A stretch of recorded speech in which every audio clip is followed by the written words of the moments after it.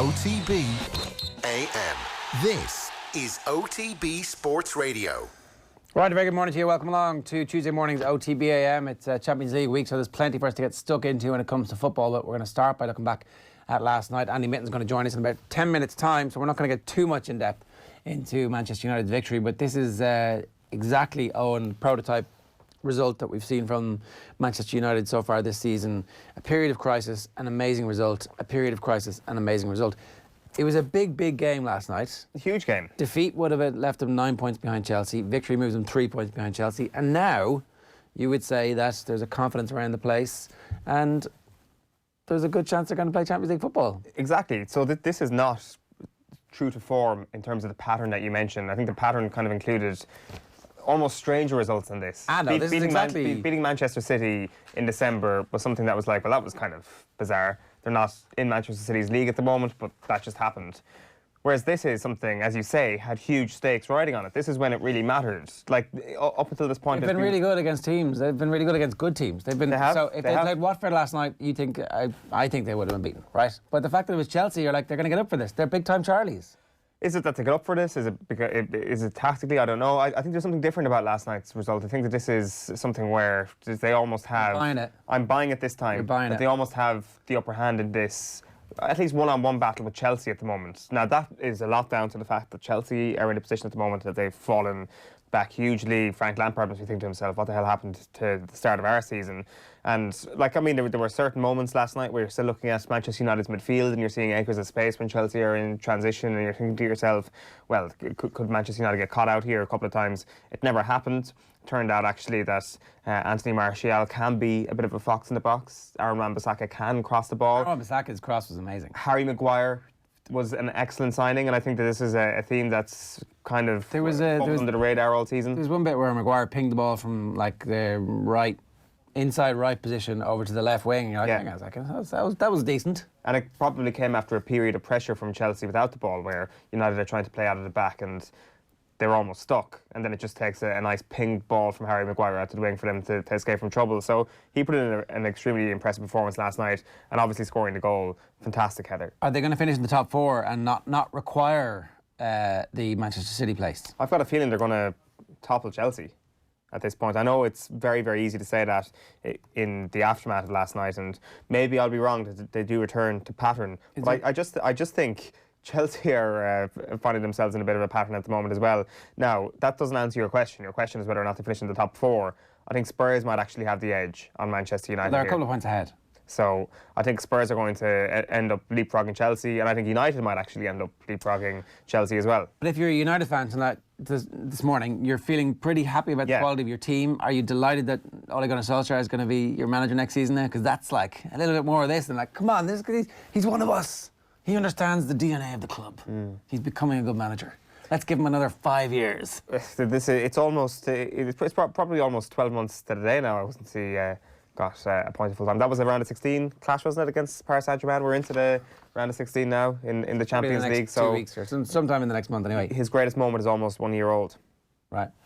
So you're saying he's there for good? No, I'm saying that's a cautionary tale, and we all know what happened afterwards. I'm not buying the Solskjaer hype, but I am buying this temporary Manchester United wave that we might see, and it might... I think they will get Champions League if Manchester City get dumped out of it, but I'm not sure otherwise. At 7:35, these are the headlines from overnight. Chelsea 0, Manchester United 2, as we've been talking about. Man United ended a run of 3 Premier League games without a win last night. Headed goals from Anthony Martial and Harry Maguire gave them a 2-0 win away to Chelsea. Chelsea twice had goals ruled out by VAR, while Harry Maguire could have been sent off. The win moves Manchester United to within 3 points of the top 4. Champions League, Liverpool manager Jurgen Klopp insists they don't feel like the holders going into the knockout stages of the Champions League. Last season's winners return to the scene of their 6th European Cup win tonight for the first leg of their last 16 encounter with Atletico Madrid. The visitors are close to full strength, but Atletico are without record signing João Felix through injury. Elsewhere tonight, Thomas Tuchel takes his PSG side to his former employers Borussia Dortmund. Both of tonight's games kick off at 8 o'clock. And GAA took penalties last night to decide the Air Grid Leinster Under-20 football quarter-final. It finished Laois 13 points, Westmeath the golden 10 after extra time in Portlaoise. But the home side won 4-3 and they'll set up a semi-final with Kildare next week. Dublin faced Meath in the other semi-final. In rugby, Ireland continue their preparations for their Six Nations meeting with England. Head coach Andy Farrell opted for stability and left his 36-man squad unchanged from the win against Wales. It means uncapped pair Will Connors and Tom O'Toole are retained. Farrell will name his starting 15 tomorrow, Wednesday. And racing, last week's postponed card at Punchestown is going to be held at the County Kildare course this afternoon. The first of a 7-race card is off at 1:45. Here's what's coming up for you. Andy Mitten coming your way at 7:45 after we get into the papers. Top 5 stories of the day. We're going to bring you some highlights from the Stewart Lancaster interview that we did last Friday. It's available across all of our social channels and wherever you get your podcasts. Power rankings. Are we doing the hurling today? We're doing hurling today. Hurling, yeah. Hurling man Eoin Sheahan brings you his hurling. Is this it's right now where we stand as opposed to at the end of the year? Right now where we stand. Hey, right. And where is the power at right now? Champions League, going to talk about tonight's games and tell you who's going to win from this point forward. The answer is Real Madrid. And Fury Wilder, the build-up has begun to Fury Wilder, which is going to take place at about 4 in the morning, 3 in the morning. Yeah, around 4:30, I think, is what I saw last night. Started watching back the 2018 fight last night, and it's impossible to not get excited by this when you watch it back. You know, sometimes you watch things again, a year passes and you're like, that wasn't as good as I remembered. And it can do with all aspects of life. You watch this back and it's impossible to not be buzzing for Saturday night, Sunday morning, whatever way you want to look at it. That's the only downside. You're going to stay up? No, I will not be staying up. I would say it'll be a kind of get up the Sunday morning and try and watch the full thing back rather than get up at 4:30 in the morning. We'll see. That's the way to do it. Gareth A. Davies might get us excited and he might actually persuade me to stay up all week. That's coming your way just after 9 o'clock this morning. Time for the papers. OTB AM. So the back page of The Guardian, there's a picture of Harry Maguire celebrating, and the 2-0 win for Manchester United is the bottom part, but the top part is City sponsorship covered by Abu Dhabi government and not Etihad. Claim the consultant's report is evidence club not funded by airline. Appeal expected against Champions League ban. So this is a David Kahn story. And consultant's report written for the Crown Prince of Abu Dhabi stated that the Abu Dhabi government, not Etihad, was covering the sponsorship of Man City in 2010, according to a 2015 US aviation industry document. I'm not sure exactly the details of this just yet, so I'm going to have to go into this. But this is a story that obviously more details will emerge.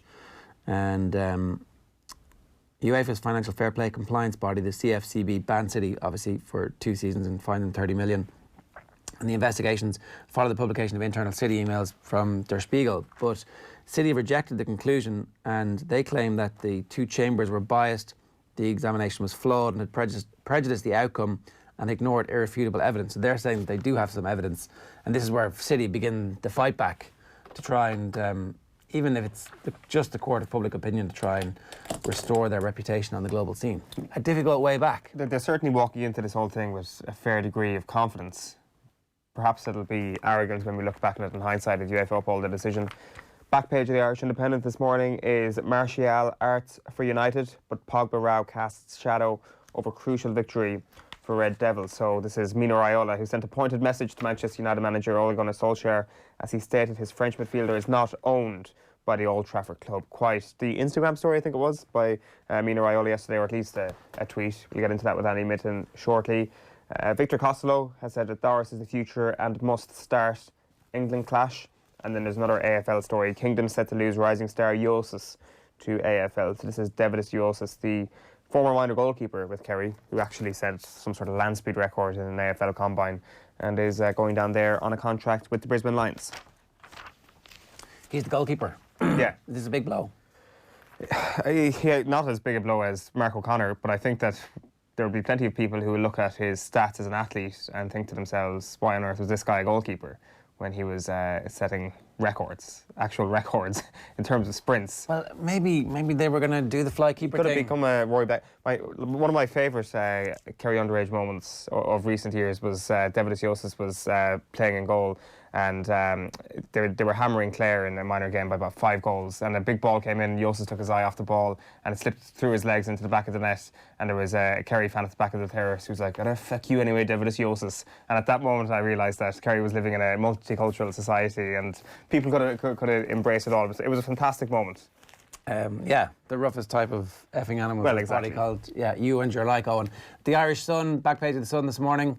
That's it for you there. Suck it up. City deserve ban if they broke rules, says Arsene Wenger and Guardiola. I'll stay even if we're in League Two, knowing full well that they're never going to be in League Two. So it's an empty promise. And then nuts. Blues rage at Harry and VAR. So this is Harry Maguire It says there, kicking Mishai Batshuayi where it hurts. In fairness, everywhere hurts if you get kicked. It just hurts more if you get kicked in the nuts. There seems to be a lot of people thinking that Harry Maguire was lucky to get off with that last night. I'm not. Harry Maguire, I mean, obviously his body language wasn't great when he was interviewed afterwards. He's got his eyes down to the ground, looking guilty as hell, saying, "Oh, look, I just put my foot up to make sure he didn't fall on me.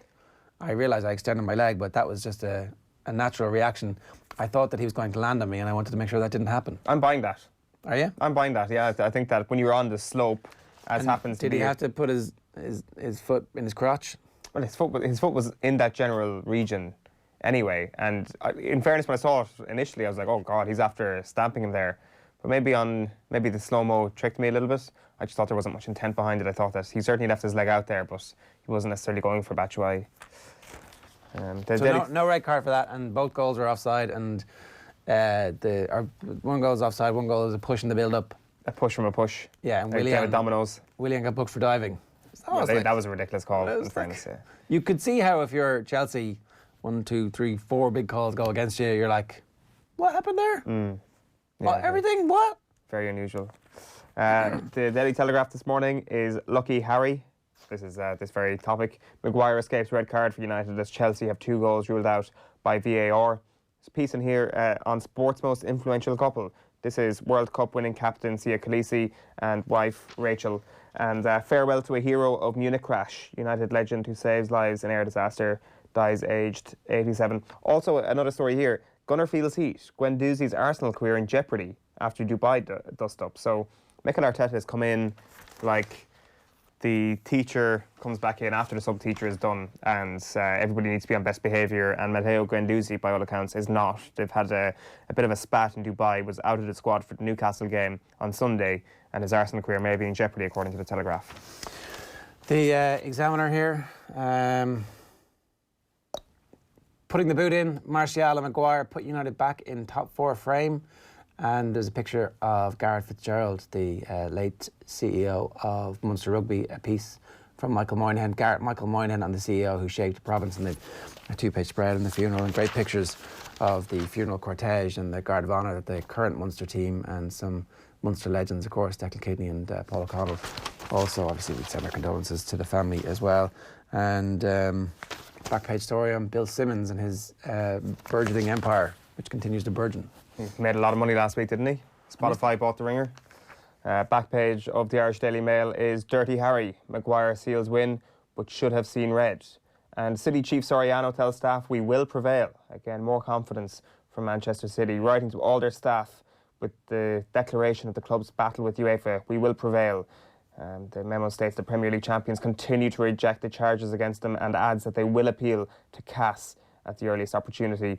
In a rallying cry, Soriano adds, it is important to recognise that this is not the end. There is more to come. We are confident that with a fair and independent hearing, we will prevail.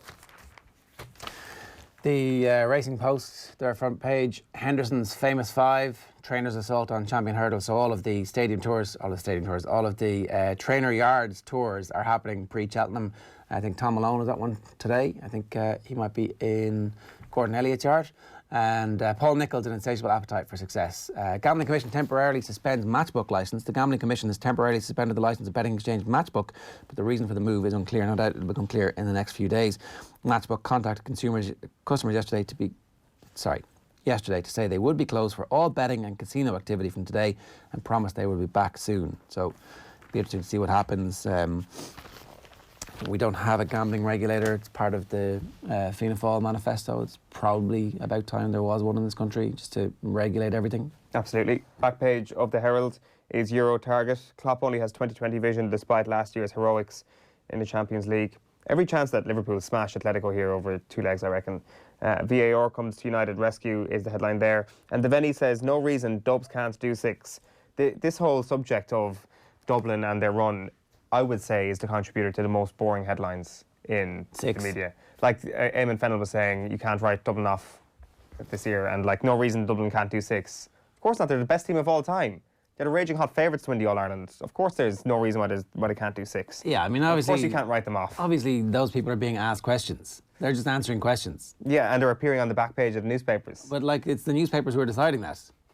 It's like I'm not blaming these people who are speaking. Sounds like you are. I'm just saying that these exist in a very boring sphere, and there's nothing you can say about Dublin that hasn't already been said. That will pique the interest further. Like if you want to actually say something about Dublin, you almost have to slam their opponents or something like that. The Dubs coming out now. Yeah, I think so. That'd be good, wouldn't it? I mean, look, we didn't talk about this on air, but you managed to try and do your bit on behalf of Kerry football to put the word kryptonite and Jack Barry in the head of Brian Fenton last week. I mean, I've never seen somebody overstep the lines of journalism so much and actually partisanly be a part of the Kerry media. I mean, you are now the crown prince / clown prince of the Kerry Mafia.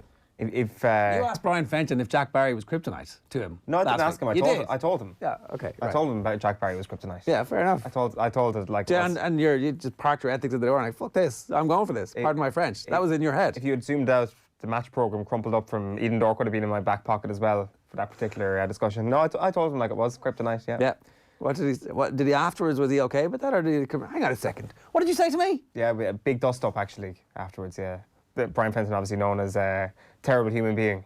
That's obviously a joke. He's the world's nicest man. So I don't know if that went out. It did slip out, I must say. It was almost like just something in my subconscious that, as if it is like you got game, Sheahan. That's all I'm saying. As if it was like conversations that was happening in our WhatsApp group last September or something like that. Back page of the Irish Daily Star is 2 unlimited. Pep vows to stick with City, even in League 2. They'll be going to places like Stevenage, and Ilkay Gundogan will still be coming off the bench. Bridge 2 VAR is the headline on last night's encounter at Stamford Bridge. Jurgen's wary of Atletico. I guess he kind of has to say that. Well, Atletico not in a great spot. I don't know. I think that you're blah blah blah in a way of automatic victory. The teams last night, there were foul throws in the first 10 minutes. They were all playing crap because they're just back. Liverpool weren't great against Norwich at the weekend. Actually. Maybe that game against Norwich is enough to get them back up, but there's two reasons. The one is the winter break, and the second of all is Atletico's style. But there are teams in the Premier League who play with a similarly tough, rigid style and can cause teams problems, but they haven't caused Liverpool problems, and that's why I don't really give Atletico much hope. I think that they've had a very, very bad season, and it's probably the worst they've been under Simeone, so I'd be astonished if they managed to beat Liverpool. But then again, I guess going to the Wanda, you might expect them to at least cause them a little bit of trouble defensively, that it's not a complete walkover for Liverpool. The Times have the match report from the Man United game last night, and also an obituary for Harry Gregg, and they also have Sean Moran talking about the fixtures issue in the GAA. Weather trends provoke questions about format as the CCCC meets to reschedule fixtures. What is the competition's best way forward? And it looks like they might just move the league finals back a week. So I don't know. The Mirror this morning is, even if they put us in League 2, I'm staying. City boss defiant despite European ban. And it's a Bridge 2 VAR. Chelsea Fury as a pair of goals are ruled out. The Times, the English Times, escaped to victory. That's the Harry Maguire story. Carragher, get City out now. Jamie Carragher said last night Man City should have been kicked out of this season's Champions League for breaching financial fair play rules. I can't believe they are in the competition now, and that is not because I'm a former Liverpool player. Before you say that I'm biased in this, I acknowledge that. I mean, he's got a point, does he? Maybe. The whole former Liverpool player thing is the certain. But is he right? Yeah, he probably does have a point. Like if you know, in most, let's say in the real world, if you commit a crime, you don't get to go about your life until, I suppose you do until your appeal is heard. But frequently you get to prison, then you have to appeal from a prison. So you are... Punishment happens as soon as you get found guilty of the crime. Exactly. You are behind bars and then you perhaps get out. So City are in that sort of situation at the moment. Last two for you, Irish news here. Hart urges Tyrone players to move on from win over Kerry. Good situation to be in, of course. All coming up Mickey Hart at the moment over the last couple of weeks. And they've obviously got a picture of the goal from last night. And then offtheball.com, Andy Lee on coaching Tyson Fury. Tyson is going to go straight at him. So Andy Lee's going to be in the corner for this fight. I didn't realise that he was actually going to be one of the corner men. So himself and Sugar Hill? Yep, they are going to be in the corner. We'll get Gareth A. Davies' take in a little bit later on in the show. Yeah, and the point about this is that This is a new coaching ticket with a heavy Cronk influence. Sugar Hill is the nephew of Emmanuel. Nephew of Emmanuel Stewart. And Andy Lee was talking last week, I think, in the papers about how there was a period of Tyson Fury's life where he just rocked up to the Cronk unannounced. Apparently it was a very intimidating venue. If you came, they would like treat the new kid like fresh meat. And he went in and he cleared out the gym over the course of 3 weeks. Everybody would kind of come in and go, I'm going to fight the big guy, I'm going to fight the big guy. And then over a period of time, they'd be like, oh, I've got to go and wash my hair. I'm not coming. Is that guy still there? Including Klitschko. Yeah, like this was in Rick Broadbent's piece in the Sunday Times at the weekend, where, as legend has it, this is the first time where Tyson Fury put Klitschko on his ass. Now, the way it was written, it seemed to me that this was very much, it could be a myth or it could be the truth. I'm sure it might come out one day whether or not it actually happened. But yeah, it is a big student of the atmosphere that was created by Emmanuel Stewart in Detroit at the time, Tyson Fury. Much like his cousin Andy, obviously, that's why he's been brought in. Different view, a view to perhaps going in to try knock out Deontay Wilder on this occasion. So it's why? Like that's what's the difference? So what happened the last time? What was wrong? Well, not much was wrong. Did Tyson Fury win the last fight? I think he possibly did. Maybe the thought process is that because they felt that he did win the last fight, didn't get the decision, now they need to go back in and knock him out. Maybe that's the why. But really, if they had a repeat of last year, or the year before last, and he goes in and manages to stay on his feet, is there an optic situation there where the judges can't possibly ignore Fury's prowess? I don't know. Like, he's a better boxer now and looking in incredible shape, according to Gareth A. Davies, and Andy's talking him up as well. So you'd almost favour him at this point. That's coming your way just after 9 o'clock this morning here on OTBAM, but it's 7:53, and I'm delighted to say we've got Andy Mitten with us. Andy, we were having a debate earlier on. This is as unconventional and unpredictable a season as this has been for Manchester United. In a weird way, going away to Chelsea and winning wasn't that unpredictable for this team. They've been really good against some of the good teams and really poor against some of the poorer teams. So how do you come to grips with what happened last night? I agree with you. I can remember speaking to you before the Tottenham game in December, when the mood was as bad as it was ahead of Chelsea yesterday. There was a sense that the team really needed a win. Before yesterday, Manchester United had won one league game so far this year. You go to Chelsea, a place where traditionally United have been very, very poor. However, they've now won the last 3 games away at Chelsea. They won 2-0, they kept another clean sheet. And I was waiting outside the changing room area after the game, and everything seemed to be sweetness and nice, which I could not have predicted ahead of that match. There were so many positives that came out of it. Harry Maguire got his first league goal, and that was much needed. He had a great game. Eric Bailly was the guy I spoke to. It was his first competitive game since last April. I thought he had a really good match. And United rode the luck. They didn't start particularly well. They looked very rusty at the start, including Bailly.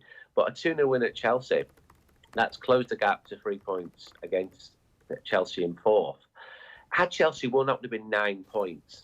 So it was a really, really important that Manchester United didn't lose at Stamford Bridge last night. That they won, well, the sun's rising above Stamford Bridge behind me and life seems quite wonderful. Yeah, there's very few 6-pointers in your life where you actually get the 6 points as obvious. It was a legitimate 6-pointer, and to come through on the other side of that gives everybody a little bit of confidence. Fernandes was good in midfield.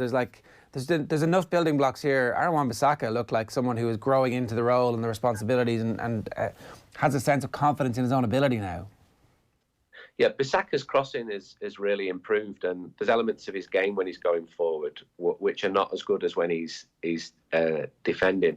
And the defences look quite settled this year, so it was a surprise that Lindelof was taken ill. But Bailly told me that he's been going to see the manager saying, when am I going to play? When am I going to play? He got his chance. He absolutely took his chance. I think you're right about Bruno Fernandes. He gives an attacking impetus. He put the ball in for Harry Maguire. And it's all right me saying Harry Maguire should be getting his head onto more balls. If he's not getting good quality balls, and he hasn't been this season, then he's only partly to blame for that. Fernandes has come in, he's looking confident, he's playing in a new league, and he's not really done anything wrong yet. He had a pretty encouraging debut, but United have got to be winning. They'd won 9 out of 25 league games before last night. It's nowhere near good enough when the team are 8th and 9th. So to get that win, and what they've got to do now, and it brings back to your first point, they're playing Watford at the weekend. When they played Watford in December, they'd just beaten Spurs, they'd just beaten City. Watford had won 1 out of 17, and United lost. And they were terrible. It was so bad. And that wasn't an isolated bad performance. They were bad against Burnley at Old Trafford. They lost at home to Crystal Palace. You've got to be beating teams like that. And if not, people will start to ask questions of the manager, saying, well, if you can't beat teams like this, why are you the manager? Yeah, and it's well and good being up for the big games. It's well and good being tactically astute and planning for those big games, but you've got to do it against all those other teams as well. What was the formation last night? And how often have we seen that this season? I'm not sure.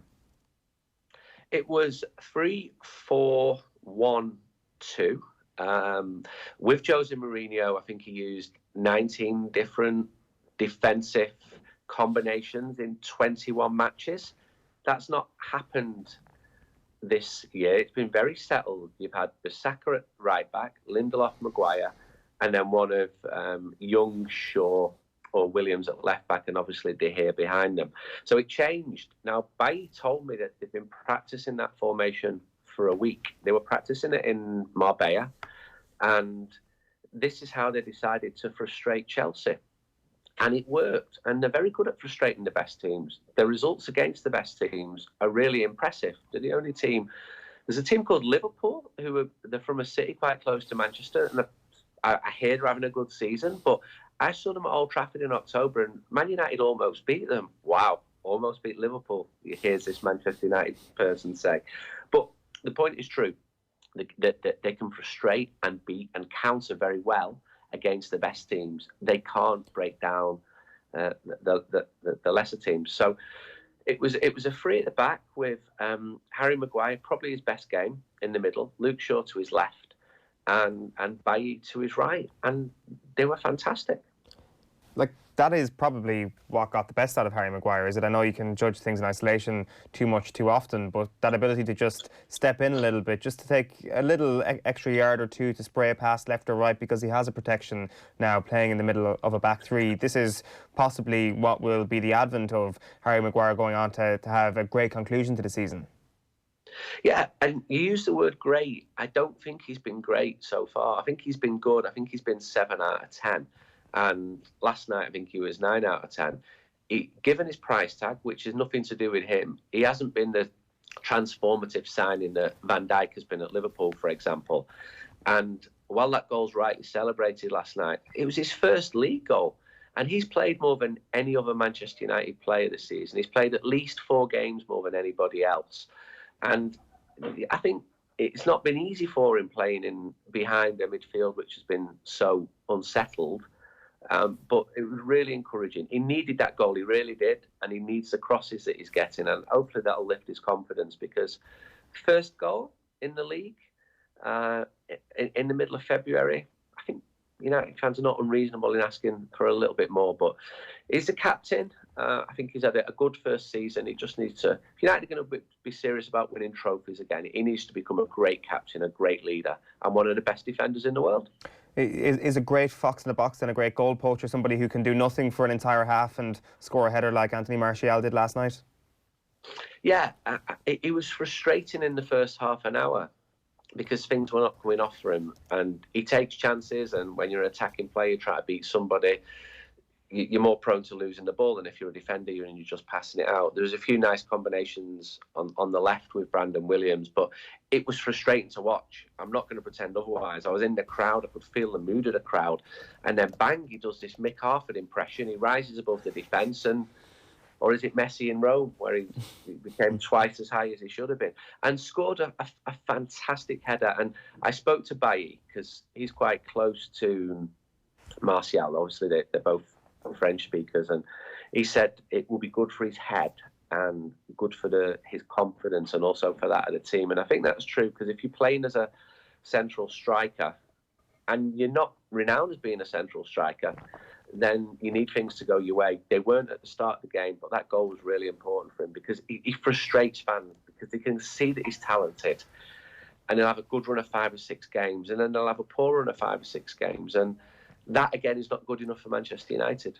Just to go back on the formation again, like obviously the back 3/5 is the headline news from it, but maybe in the context of Anthony Martial, it's also interesting looking at the two up front. Now I know James often peels wide. I wonder, is this something that we could see a bit more often in the next couple of weeks, that you could see a Martial with a more centrally inclined player beside him, a la Odion Ighalo perhaps?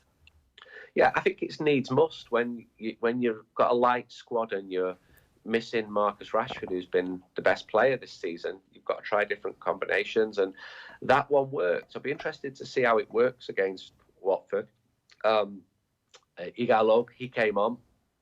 There was a big Nigeria flag in the Manchester United end. The stage was set for him. He came clean through. I thought, oh my God, he can't score here. And he didn't. He nearly scored. But he's I'm told he's settling in well. I think United did well to get a striker in. Chelsea didn't. Barcelona didn't. He's got a good record when he started out at Watford, and I think it's a loan move that could suit all parties. But he's got to score. He's a striker.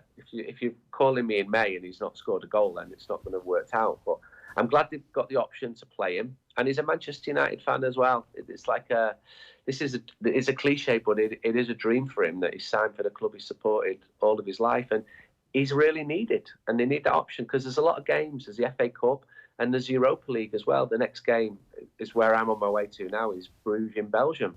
They're going to win that competition. I think they should go to win it, and the FA Cup. It's going to be a huge toll of games this season. Speaking of that toll of games, we've been talking about midfield and their inability to protect the defence, and they're also just they've been a much derided pairing of Matic and Fred, but Matic and Fred with Fernandes is a different prospect because he can actually provide an outlet ball for them, short or long. I don't want to overstate this, but is he a bit of a Jenga piece that actually improves both of those? That's obviously what his job is supposed to be, so that would be the bare minimum you would hope for. But can you see an improvement from them over the next few weeks? Yeah, I can. I think Fred has had a really good 2 or 3 months, and I won't say I've backed him, but I've spoken to him a lot throughout his Manchester United career because he can't speak English yet. And I've really wanted him to do well, but clearly if he's not doing well as a journalist, you've got to say that. And he had some absolute stinkers where his confidence was shot and he was doing well in training, but he was the best player on the pitch in the Manchester derby. So if you can be man of the match in a Manchester derby, you've got something. I thought he played very well last night. Matic is another one who you think he's on his way out, and you hear phrases like his legs have gone, he's finished. And he was the best player at Manchester City a few weeks ago in that win. And I spoke to him last night after the game. He cuts a different figure to the one who went off seemingly in a sulk to Dubai a few months ago. And there's now talk of him having a contract extension. I think he's a really good footballer, Nemanja Matic. I wish he was 4 or 5 years younger. And he started really well when he came to United. And then he'd faded. By the start of this season, I remember interviewing him in Singapore. And I put a tweet out saying, just interviewed Nemanja Matic. All we spoke about was Serbia and the war and just no reaction. So what? Because he'd gone in the eyes of many Manchester United fans, and he hasn't now. He's become an important player again. You need these important players to become consistently important, and if you get that, you get a winning team. And they've not been able to find that since Solskjaer came in as manager after that great run. The big Manchester United story last night broke at 7:43 p.m. on Twitter. Mino Raiola put up a 3-part statement via images on Twitter. A lot of block caps, a lot of regular text here. For anybody who missed it, this is what he said. He said, "Paul is not mine," this is Paul Pogba, of course, "and for sure not Solskjaer's property. Paul is Paul Pogba's. You cannot own a human being already for a long time in the UK or anywhere else. I hope Solskjaer," in blocks now, "do not want to suggest that Paul is his prisoner. But before Solskjaer makes comments about things, I say he should inform himself better about the content of what has been said. I'm a free citizen who can think and express my thoughts. Until now, I was maybe too nice to him. Solskjaer should just remember things that he said in the summer to Paul." And then the final part, "I think Solskjaer may be frustrated for different reasons and is now mixing up some issues. I think that Solskjaer has had other things to worry about." And block caps, "At least if I was him, I would." What does this even mean, Andy? It's hard to even make sense of this other than the fact that Paul Pogba is nobody's prisoner. I think that Raiola is mixing up other issues as well. The player wants to leave. His agent would be financially remunerated if he cuts another deal to move him on. And I think United fans have been very patient with Paul Pogba. You talked about the unsettled midfield. Pogba's still the most talented player at the football club. He's the one with the quickest feet. He's the one who can get the ball out of tight situations in front of the defence. With Bailly did it last night. I sense among the match-going fans a declining confidence in Paul Pogba. I really do. And these are people who've wanted him to work out. And I sense people saying, enough. Which is probably what Raiola wants, because it would help drive down the price of Pogba. And what Ole Gunnar's doing is saying, we're nobody's mugs here. We're under no obligation to sell anybody.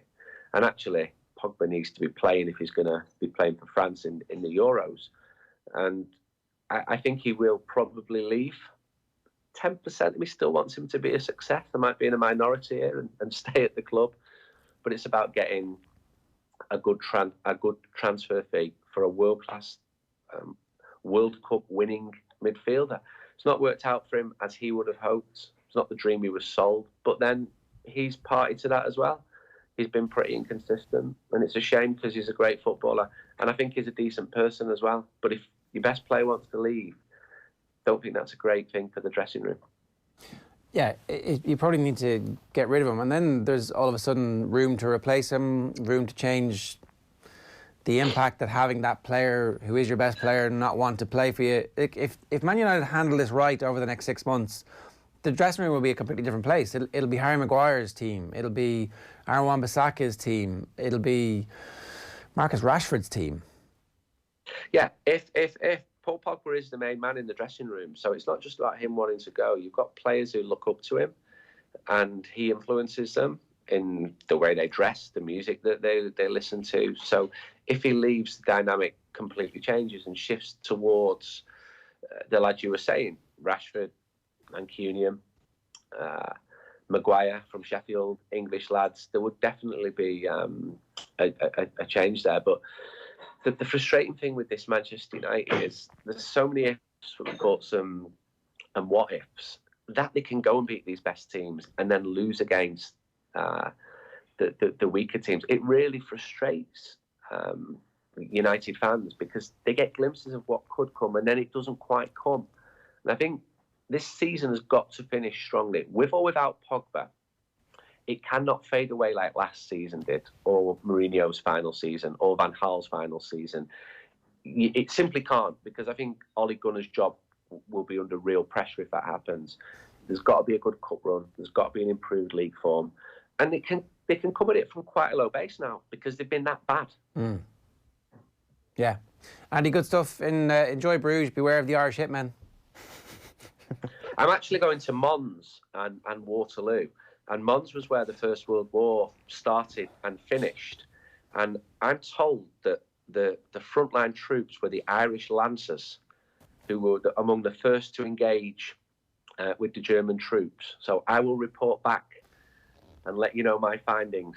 Operation Human Shield, I believe they call the Irish in that army.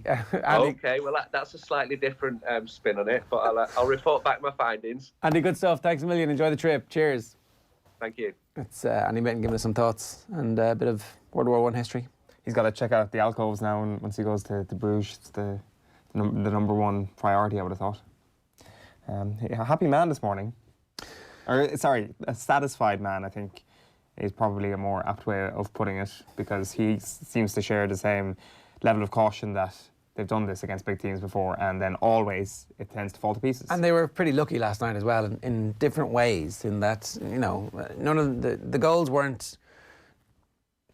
The goals could have been scored irrespective of the fouls. I don't think that because he was offside, Giroud scored. I think Giroud could have scored if he'd stayed onside, if he just stayed onside. And I think that they could have had a free kick outside the box in a very dangerous position. William would have been killing somebody who would have been booked for that foul again and again and again. I'm not sure the first goal would have stood though. It might have. But even if the push didn't happen. But there's a canon of pushes. Yeah, I know that. But if that's, I think you can allow that happen. I think you can totally allow that happen. 11 minutes past 8 this morning, Tommy shouting, move on.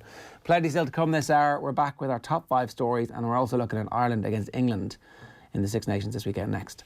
OTB AM.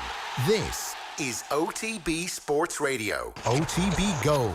The very best of Off the Ball. Are you crazy? This is OTB Sports Radio. This week on OTB Gold. The troubles in the north had begun to take root. They sent a team to Munich to ride along with the race and publicise their cause. I never looked at it as a crime town. I was never scared to go any place. I can change people's opinions and open the eyes to corruption. OTB Gold. The very best of Off the Ball. Weekdays from 1 p.m. and 6 p.m. This is OTB Sports Radio. Come the day and come the hour. The time has come to get behind your team. Be part of all the Six Nations at D2, the home of sports. Watch all the games with action as epic as our 20-foot monster screen. Soak up the atmosphere with tempting matchday specials. Then keep the buzz going with music through the night. This Sunday, see Ireland take on England.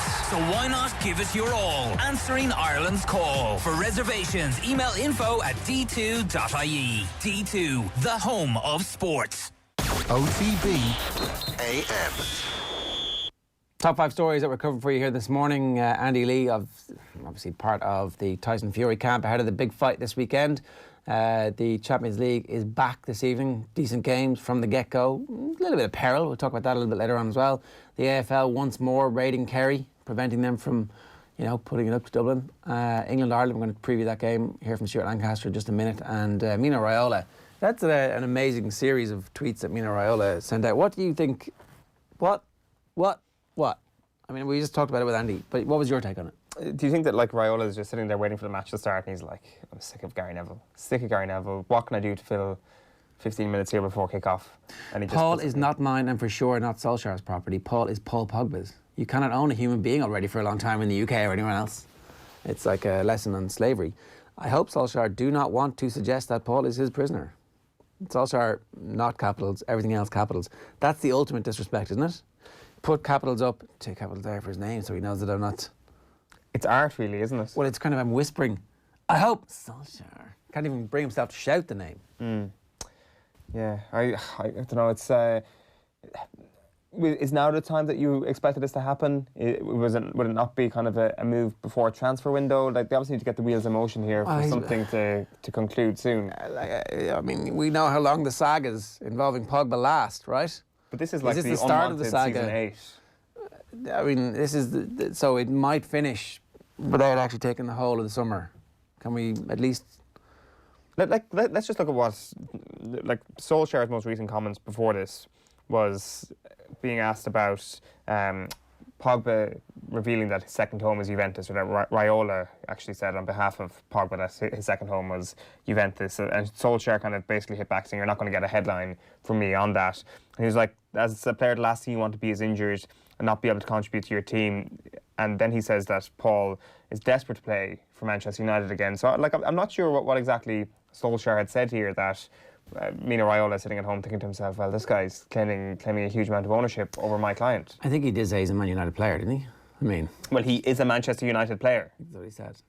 Just because you are a manager of somebody does not mean you own somebody. It's a very strange take on what he said. I haven't sat down and told Paul to tell his agent what to say, but Paul is our player and not Mino's. That is clearly the issue that he had, and that is the reality of the situation. Solskjaer is right. He is a Manchester United player. He is not a Mino Raiola player. Mino Raiola is the conduit with which Paul Pogba changes managers and changes football clubs. Not owners, but changes football clubs. The partnership that he engages in. Are you not looking at this, if you're Juventus or whoever, going, I actually don't really want that.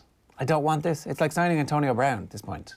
Not quite, but there's just a madness off the field that you have no control over. When is Paul Pogba's contract up? I don't know, 2 years? He's not going to sit on the bench for 2 years, and he's too old. He's going to miss too much football. On August 2016, Pogba returned to the club on a 5-year contract. Right. So that's summer of 2021. So you've got 1 year left this summer to actually make a bit of money for Paul Pogba. You would take sub 50 million quid at this point. No. Almost for Paul Pogba. But you've just said clubs will actually look at the situation and say, is he actually worth it? And I think that the way things have happened at Manchester United, I think United will be relieved when this thing ends. Now, if they get 70, 80 million, that's fantastic. But I'm not sure if he's even going to acquire that sort of transfer fund at the moment.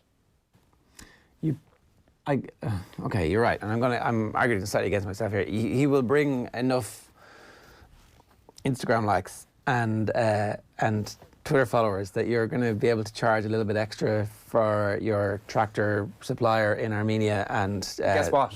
There's a new kid coming up who uses TikTok instead of Instagram, and therefore they're hotter property than Paul Pogba. Paul Pogba is what age now? 26. He's past it from the millennials' point of view. Past it from the millennials' point of view. They've all grown up, they've got jobs, Same they've age gone as to you, college. basically. Like, we used to be wide-eyed and used to get Paul Pogba in our ultimate team in FIFA.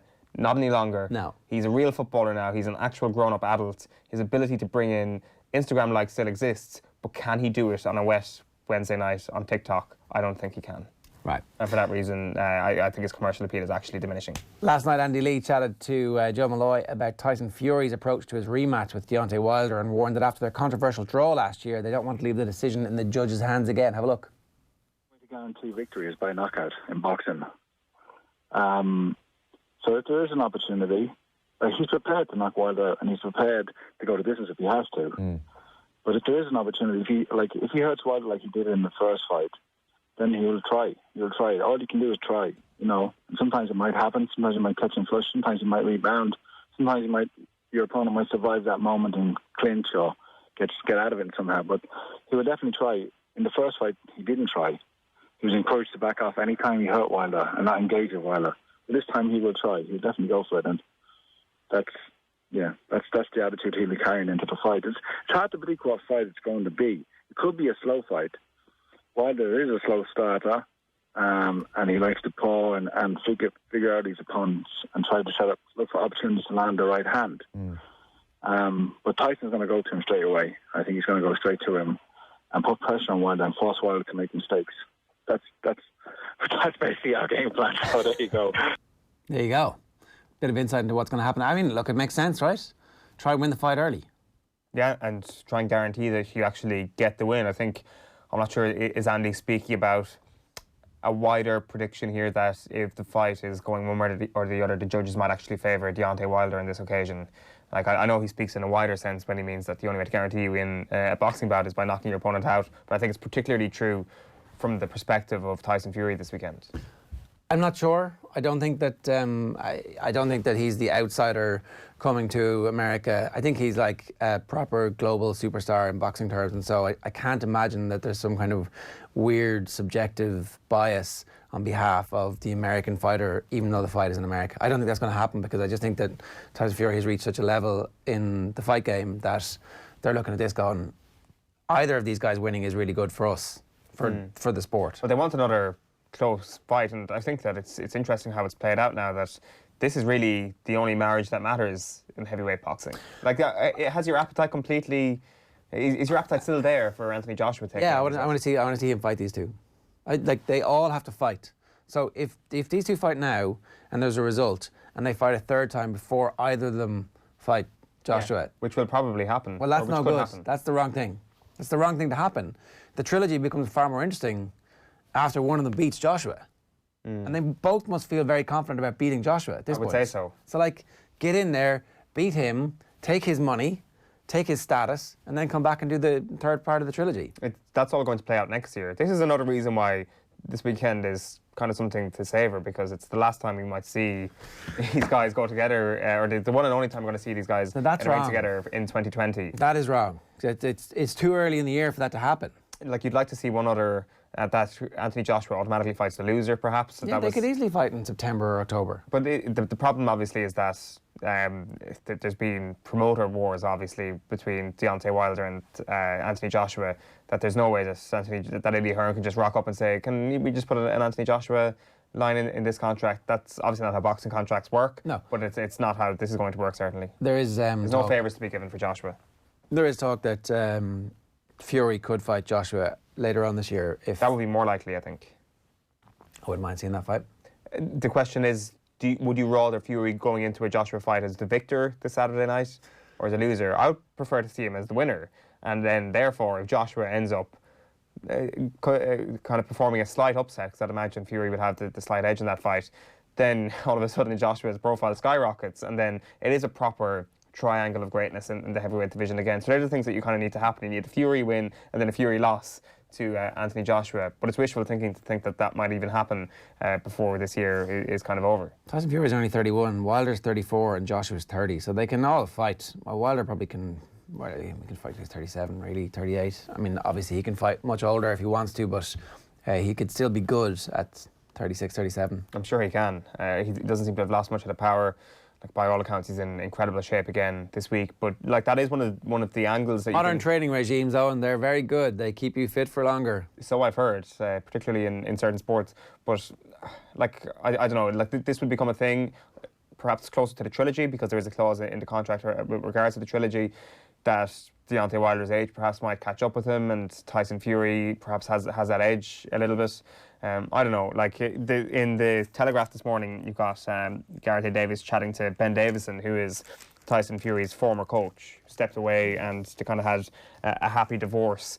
They don't hate each other, that he's still on the phone to Tyson Fury, and Fury just kind of needed perhaps a new voice, a fresh way of thinking. And he says that we've sent a few texts, but I don't want to get into big conversations with him. They've got a game plan and he's got to stick with that. Now, obviously, we can't hear the tone of the voice here. We don't know what way he said it, but that suggests to me that he is going about this fight in a different way to how he approached it in December 2018. That makes sense. We need Pogba. We can't rely on Bruno every time. If we're going to sell Pogba, we go and buy Maddison and Grealish, says one of our commenters on YouTube. And Raiola and his client are bad for football, says Macker. The sooner United let Pogba walk away, the better. The thing to do was sell him last summer, use that money, be a season further down the line, already have bought those midfielders, have got Fernandes in last summer when you knew you wanted him. Like, this is all chronic mismanagement again, right? Like, Pogba wasn't happy last summer, was already making the noises. Raiola was already making the noises. There was a market for him at that point. Juventus might have come in. Well, they might have. I mean, you might have been able to... Certainly more likely buyers, and more money would have been on the table last summer than there will be this summer. That being said, I think that... Think about your own opinion last summer. You mightn't have been as hard on that take as you would be now. So well, I was saying they should have sold De Gea last summer, cashed in and start your rebuild properly by spending that money. Now, De Gea's form has improved, but he's not like back in the top 5 goalkeepers in the world, is he? I still think that there is a sense of Manchester United looking at Paul Pogba and saying to themselves, well, we need to go out and actually use this money that we are going to get for Paul Pogba to sign someone effective for Manchester United. Now, the money that Manchester United have had to spend over the last few years has tended to end in disaster. Like, you look at Alexis Sanchez, for example. Perhaps they were actually scared of what would happen if they'd been given a big fat wad of cash for Paul Pogba last summer. They just wouldn't have known what to do with it. Maybe. That being said, they've signed Bruno Fernandes for a lot of money in January, and he looks that he's not going to be as bad as Alexis Sanchez. So he's off to a great start on that front. Although didn't Sanchez actually do all right for his first couple of United games? Well, he played well. He actually didn't play that well. There was a cup game, a crappy cup game, wasn't there? Against somebody absolutely rubbish. Vague recollections. I can't remember. Tonight's Champions League games for you, kicking off at 8 o'clock. Atletico Madrid against Liverpool, Borussia Dortmund against Paris Saint-Germain, Atalanta against Valencia, and Spurs against Rasenballsport Leipzig. So, good games. Plenty in the balance, and much for us to ponder on the show tomorrow when we look back at those. Okay, so let's bring you some of our Stewart Lancaster interview. We're starting with the first clip here is, let's get the World Cup thoughts out of the way. When the dust had settled, what happened to Ireland in the World Cup? Well, I think you'd have to rewind the clock back to 2018, 2019. You know, so 2018 Grand Slam, amazing. 2019, not quite the same level. And I don't know because I wasn't there. So, you know, the last thing I want to do is criticise Joe, because Joe is someone who I've learned a huge amount from, both directly and indirectly, coaching against him, coaching here at Leinster, and, you know, his fingerprints are still all over this team. But the 2019 Six Nations, I wonder how well that was reviewed and the lessons learned in the lead up to the camp, the warm-up games. You know, probably the big red flag for me was the performance at Twickenham in the warm-up game against England. I mean, there was players I'm watching who are Leinster players, and I'm thinking, geez, we are undercooked here, we're behind the 8 ball. And it's very hard to catch up, I think, from that point. England steamrolled it into the warm-up games. It's something I learnt a lot, you know, 2015, you think back what you've done differently, and we had 3 warm-up games. I remember meeting Eddie Jones afterwards, and I said if I'd have 4 warm-up games, I'd announce the squad early, which he did. Yeah. I'd get the cohesion, because I think the World Cup it's geared towards the Southern Hemisphere being successful, because they come at the back of their season, they come on the back of the Rugby Championship, they come on the back of etc. etc. In the Northern Hemisphere, we have a break, we have the off-season, we have a pre-season, we have 3 warm-up games or 4 warm-up games, and then suddenly, bang, you've got to be, who plays their best game first game of the season? Yeah. Do Dublin do that? Do Leinster do that? Not really. No. So you have to hit the ground running, and how you approach those warm-up games and how you prepare your team to deliver in those warm-up games. I felt in 2015 our warm-up games were okay, actually.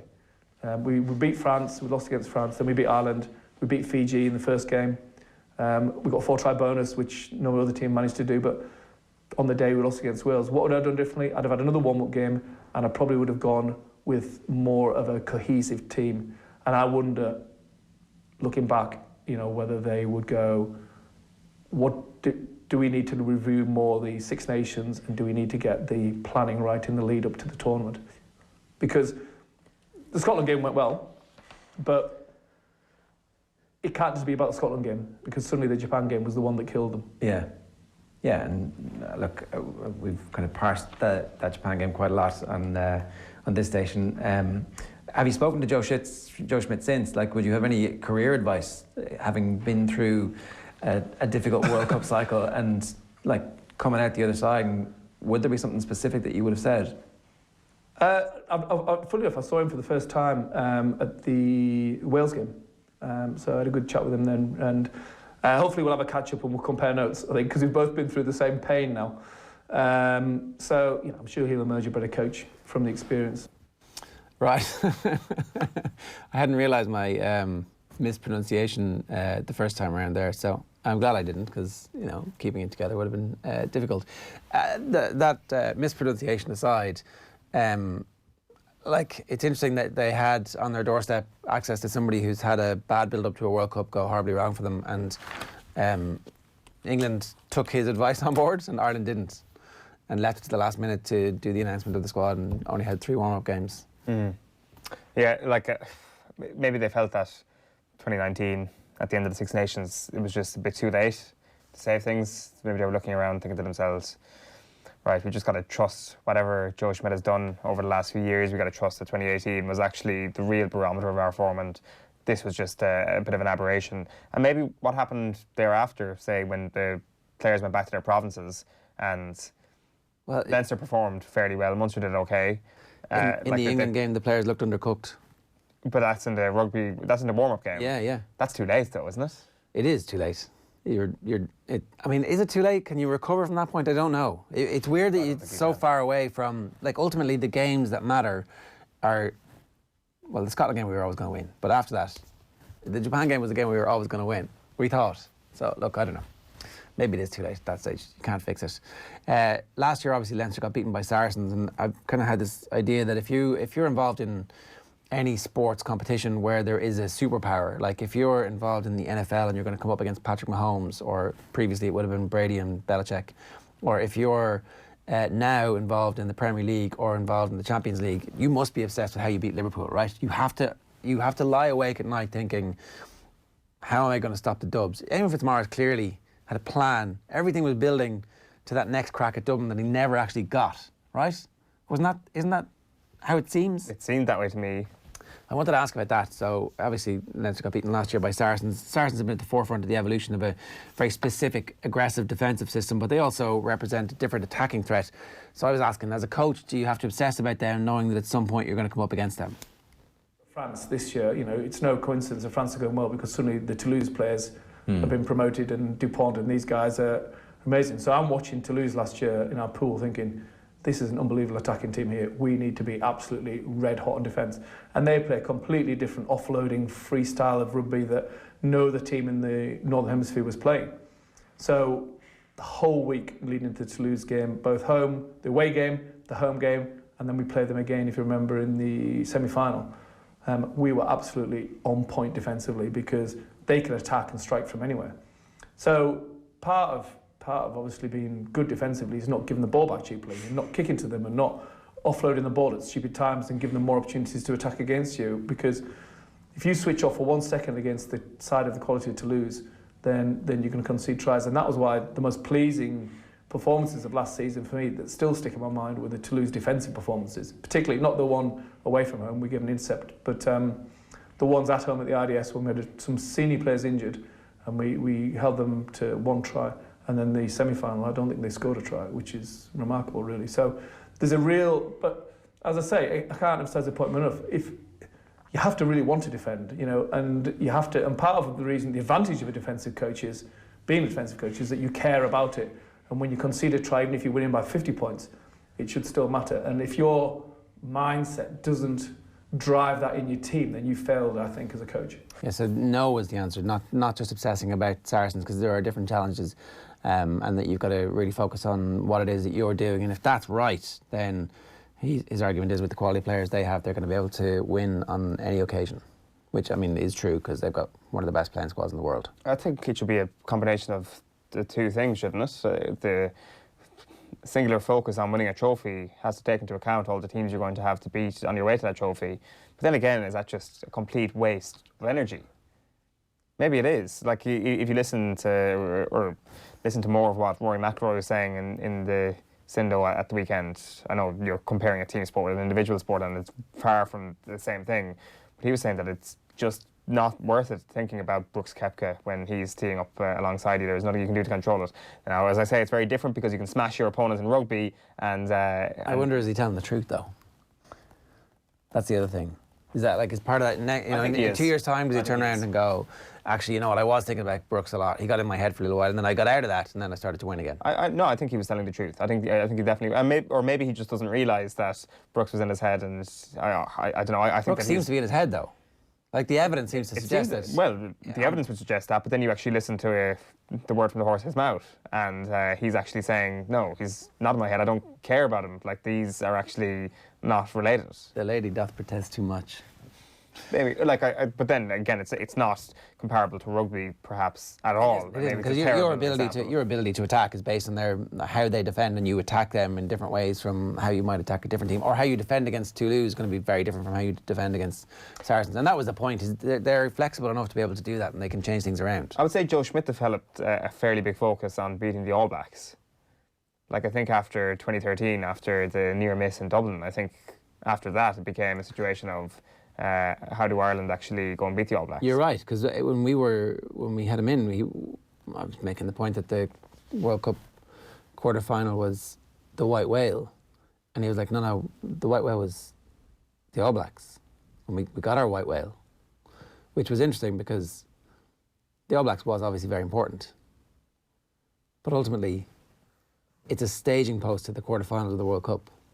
Maybe he put the two together. Maybe he said, right, that is the staging post that marks us as the best team in the world. If we can beat them, and we can beat them multiple times, then we will be fairly confident that we can go a long distance in the following World Cup. That turned out to not be the case. No, because Japan were better than us at rugby on that particular day, and let's face it, in that tournament, when it mattered, New Zealand were also better than us, despite the fact that they were the actual staging posts. We beat them 2 times out of 3, but just not the 4th time.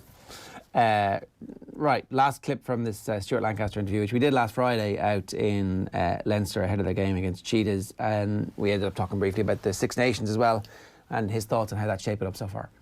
First 5 minutes of that Ireland game against Wales, I'm thinking, Ireland will win this. I could see how tight Wales were defensively. I could see, I mean, they were a great example of a team committing numbers to the breakdown. And yes, it was high risk, high reward, but they didn't get much reward because Ireland's accuracy at the breakdown was good, so they retained the ball, but suddenly their defensive line's getting narrower and the space on the edges, and Ireland have worked hard on their shape, unstructured shape off the ball, and suddenly you've got Stockdale run down one wing and Conway another wing. Yeah. And Ireland thoroughly deserved to win. Now, completely different challenge again now going to Twickenham, because you've got, you know, John Mitchell defence, you've got a new guy, Simon Amo, Sevens coach, coming in as the attack. You've got not a lot of footage to go on because the Scotland game was like a washout, literally. France obviously beat England. So what England team will turn up, I'm not sure, if I'm being honest. Obviously, I know a lot of the players, and I know this is a team that got to a World Cup final, and on any given day they can 100% turn up. But Ireland have got a real chance, I think. And if Ireland can get a win at Twickenham, you then talk about Italy at home, and then you talk about France away, and I think Ireland can beat France away. That wouldn't be a bad start. We'll be able to start for a Six Nations campaign, wouldn't it, for a new coach? And, I'll be there, probably having a beer with him at some point.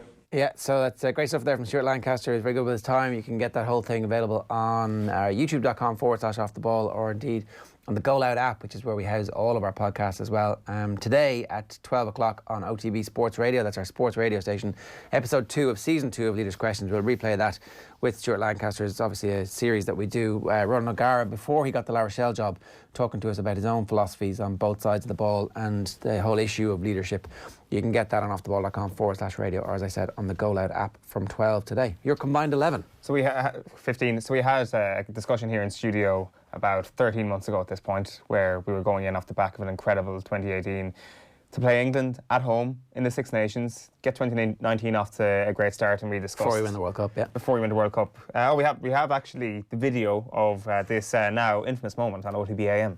I did an interview 15 minutes ago, and I was asked, what England player would I want, if I could pick one, who would I want to bring across? Yeah.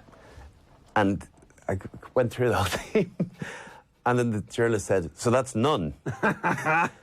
And I then backtracked because I didn't want them to say none in his article. So I said, I fit Manu Tuilagi, but I don't think Manu would want to. Yeah, I don't think you're dropping either of our guys. So did Paula get in our team? Or was it only backs? Yeah, I think Billy does. Yeah. I think that's maybe I should ring him back up and say, Billy, too late, I missed opportunity. But there's really not. Like even the second row, James Ryan for me is, he's in. That's it. Yeah. And then Dev Toner for your line out, and now what he's doing around the park, and our front row. Yeah. Their hooker's not, is certainly no better than Rory Best, whatever their option is there, no way. Back row, maybe Billy would have been the choice. I think I'll get my phone out and text you, man. So we should state that we totally agreed with Brian at the time, and we got it wrong. At least just Billy Villapolo. What you were sitting there going, yeah.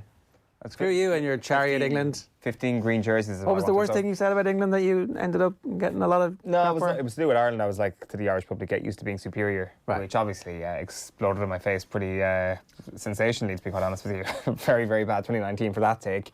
But Farrell said it in the huddle. No, that was dubbed over. Yeah. No, it was real. Sorry, yeah. Of course it was real. So you live by the sword, you die by the sword. We're going back in because fool me once and all that sort of stuff. I don't know, this could be something that we live to regret, but I think it's more of an even tilt this year. We're picking our combined England-Ireland 15. We'll start with full back. I've gone for Jordan Larmour. On the wings, I've gone for Johnny May and Andrew Conway. At inside centre, Owen Farrell. Outside him, Manu Tuilagi. Half-backs, this might actually cause a bit of ire from England fans. I've gone for Murray and Sexton as my half-back pairing. Murray wasn't even your first choice for Ireland like 3 weeks ago. But look at the day now. You've changed your tune. Look what happened after one game against England last year. We would have changed our entire... Like you 100% would have picked Youngston forward last year. I think I'm backing Murray and Sexton. I'm saying that they are back. The pack goes like this: Mako Vunipola, Jamie George, Tyke Furlong. In the second row, Maro Itoje, James Ryan. And then a back row of Curry, Underhill, Billy Vunipola. So things have changed quite a bit in the space of 13 months. Curry, Underhill, Billy Vunipola. Yeah, which is, 9-6 to England. Or 9-6 to Ireland. It can't possibly be 9-6 to Ireland. It has to be 9-6 to England. Yeah. So their entire front row, apart from Tyke Furlong. Yeah. Maro Itoje and James Ryan. Yeah. Tom Curry at 6, Underhill at 7. I mean, Tom Curry obviously not playing at 6 at the moment for them. Billy Vunipola at 8. Mm-hmm. But this is my team. I'm the head coach. Like I know that Curry is a 6, even if Eddie Jones doesn't know that. Is Billy fit? Is he going to play this well, let's forget about fitness right now. Okay. Conor Murray at 9, Johnny Sexton 10. Johnny May is one of the best players in world rugby at the moment, and the form that he's showing. Farrell at 12, Tuilagi at 13. Tuilagi. Andrew Conway at 14. Jordan Larmour at 15. I like my team. I think I don't think many people could. So as a Lions team, who's missing? How many?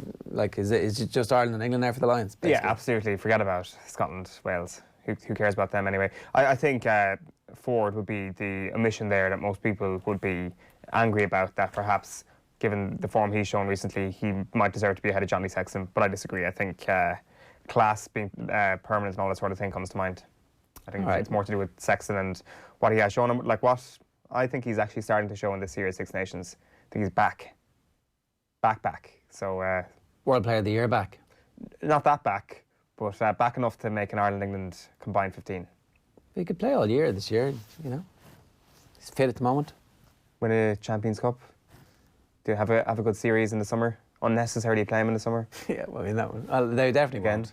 They won't. Because well, they might because of the importance of the seeding. If you get a top seed, and you know, we have that now, don't we? We've gone back up in the rankings. We are now a top seed for the World Cup draw. Only stand until we beat England, beat France, and then win one in the world. Win our European or win our summer tour. Right, 8:41, 8:42 this morning here on OTBAM. A special Champions League roadshow in association with Virgin Media Sport was taking place last night in the Alex Hotel. You're going to be able to hear the whole show on OTB Sports Radio later on tonight or on Off the Ball from 7 o'clock. Here's a taster.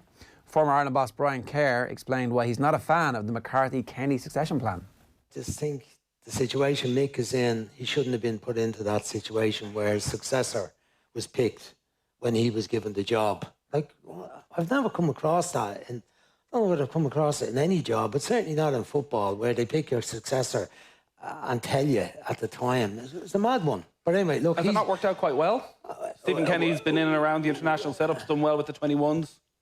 Well, he's been hamstrung, make a little bit. But has it gone well for Mick? You think that's part of the reason why results haven't been I don't think the way we would have wanted? I don't think it's helped Mick, knowing that, no matter what happens, you're gone. Yeah, no matter what happens, you're gone. And there's already a mood there that the move is on. And I think Stephen is a very, very good choice for the job. I just didn't think it was right, and I don't think it's helped Mick. I don't think it's helped the speculation about the way we're playing, the way we should be playing, and how we should get results in the two games. You need manager, players need to have faith in the manager. They need to respect him. They also need not to be looking at him going, well, I know you won't be here too long anyway. It's the next bloke I need to impress. It's a really odd one. But anyway, So I don't know what's going to happen other than we know that's going to happen. And yeah. So the known unknowns, I suppose. 8:43 this morning. John Duggan's here. John, good morning to you. Jar and Eoin, it's the Donald Ramsfeld Sports News. What known knowns do you have for us? Well, I know that Man United won last night and they beat Chelsea to move within 3 points of fourth in the Premier League. They defeated the Pensioners 2-0 at Stamford Bridge. Anthony Martial and Harry Maguire finding the net either side of the break with headers. Chelsea 2 goals ruled out by VAR. And Maguire lucky not to see red for a challenge on Michy Batshuayi. Red Devils manager Ole Gunnar Solskjaer says things are on the up. We've got a good team with good quality, of course, and we've come here, defended really well. 4 clean sheets on the bounce, of course, that's a great foundation to work from. I think we found a good way of playing against some of the teams. Now, Kurt Zouma and Olivier Giroud had the ball in the net, but both ruled out by VAR and a glum Frank Lampard. Maguire should get a red and then he scores a second goal. Game changes off that. I think that one is what VAR was, or a major part of what VAR was brought here for. Second viewing, different angles. Referee can't see all the angles. And if you're not going to look at the monitor, then you're definitely not going to see it as well. So that one was wrong. I think the Zouma goal as well should have stood. Now, Liverpool take on Atletico Madrid in the first leg of their Champions League last 16 tie in the Spanish capital tonight. Good memories for Liverpool players back to the Wanda Metropolitano where they beat Spurs to win the trophy last June. An 8 o'clock kick-off, Liverpool at full strength. Reds boss Jurgen Klopp has praised his opposite number, Diego Simeone's passion. So people say about me I'm emotional at the sideline. So if I'm on level 4, I would say Diego is on level 12 or so. It's really like I'm the kindergarten cop against him. That's really impressive. And that's over all these years. And having still this emotional level, wow, that's absolutely impressive. And so his teams are always world-class organized. world-class organized. So that makes him one of the best. The Kindergarten Cop was a very bad 1990 movie involving... Was it bad? It was bad. Anything involving Arnold is bad as well. No, it was like his Danny DeVito phase. Early foray into comedy. I thought I still remember some lines from it. I was watching Total Recall at the weekend, actually. The original? Love Total Recall. Love Sharon Stone and Total Recall. I only saw like about a 4-minute passage of it. It's brilliant. Yeah, like it's certainly... but was it a dream or was it not a dream? Oh, is that the spoiler at the end? I didn't watch it all. No, it wasn't a dream. Isn't that the whole... I don't know. I actually don't remember that well enough now, because, it was like 91 when it came out, was it? Yeah, around then. And what year is it set in? 2090, is it? Is it? 2090, or is it closer to now? Like, it's funny, all these landmarks that we reach. Well, Blade Runner, last November, was Blade Runner. Yeah, and Back to the Future was obviously 4 years ago. Back to the Future was on Sunday, on Film 4. I watched it. Nothing else to do. But... yeah, the other last 16 match in the Champions League tonight between Borussia Dortmund and Paris Saint-Germain, an 8 o'clock start there as well. Now, Ireland continuing their preparations today for Sunday's Six Nations match with England at Twickenham. The Triple Crown of Grand Slam still achievable for Andy Farrell's men. The 36-man panel remaining unchanged from the win over Wales. Now, Keith Wood was on Monday Night Rugby last night, and he's quite optimistic. I think we have a really good chance to do it. It's funny, I went to this game in the Aviva last year, and I said I can't wait to do it, and that was just a seismic change as to how one team was going to play. I've watched England and a lot since, because there's an awful lot to admire in how they play. They don't have that full pressure capacity without Billy Vanapola. Now, AFL club Brisbane Lions have signed the former Kerry Manor goalkeeper Davies Uosis. He was born in Lithuania. He's been playing with Dingle in recent times. Horse racing today at Punchestown is going underway, 1:45. 7 races on the card, going soft to heavy. It's not Mars, but it is Punchestown. Good stuff. John Duggan with us there at 8:48 this morning on OTBAM. Back to our special Champions League Virgin Media Sport Roadshow last night. Graeme Souness also joined us. He paid an emotional tribute to the former Liverpool manager Joe Fagan. Just before we leave Joe Fagan, because you were talking there and you obviously had a very close relationship with him and describing the way he was, and you spoke about the Italian sides having the fear. I'll try and tell this story, and I'll be quick without trying to get too emotional. So I do get emotional about it. We were playing Southampton. My mum was dying. We stopped at Oxford long before mobile phones. I'm in the hood. We'll have our lunch. The boys get back on the bus. I make the call to my brother, who tells me, she won't survive. And then I get back on the bus, and he gives me a volley. You've keeping us all awake. I'm captain, but I deserved it. And then, rather than go and sit at the back of the bus where I sat, I just sat in a seat, sat halfway up the bus on my own. And someone must have said And then he came and sat with his arm around me from Oxford all the way to Southampton. Sorry, I said I wouldn't, but he was a special man.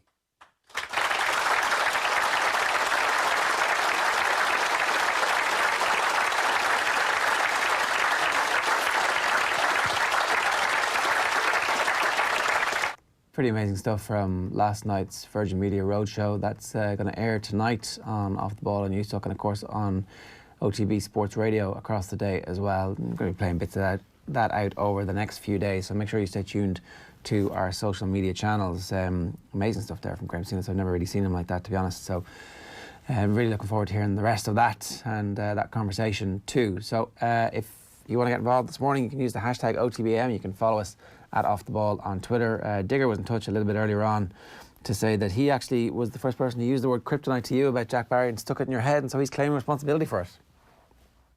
Really? That's what he said. He said it to you at Christmas time when he met you.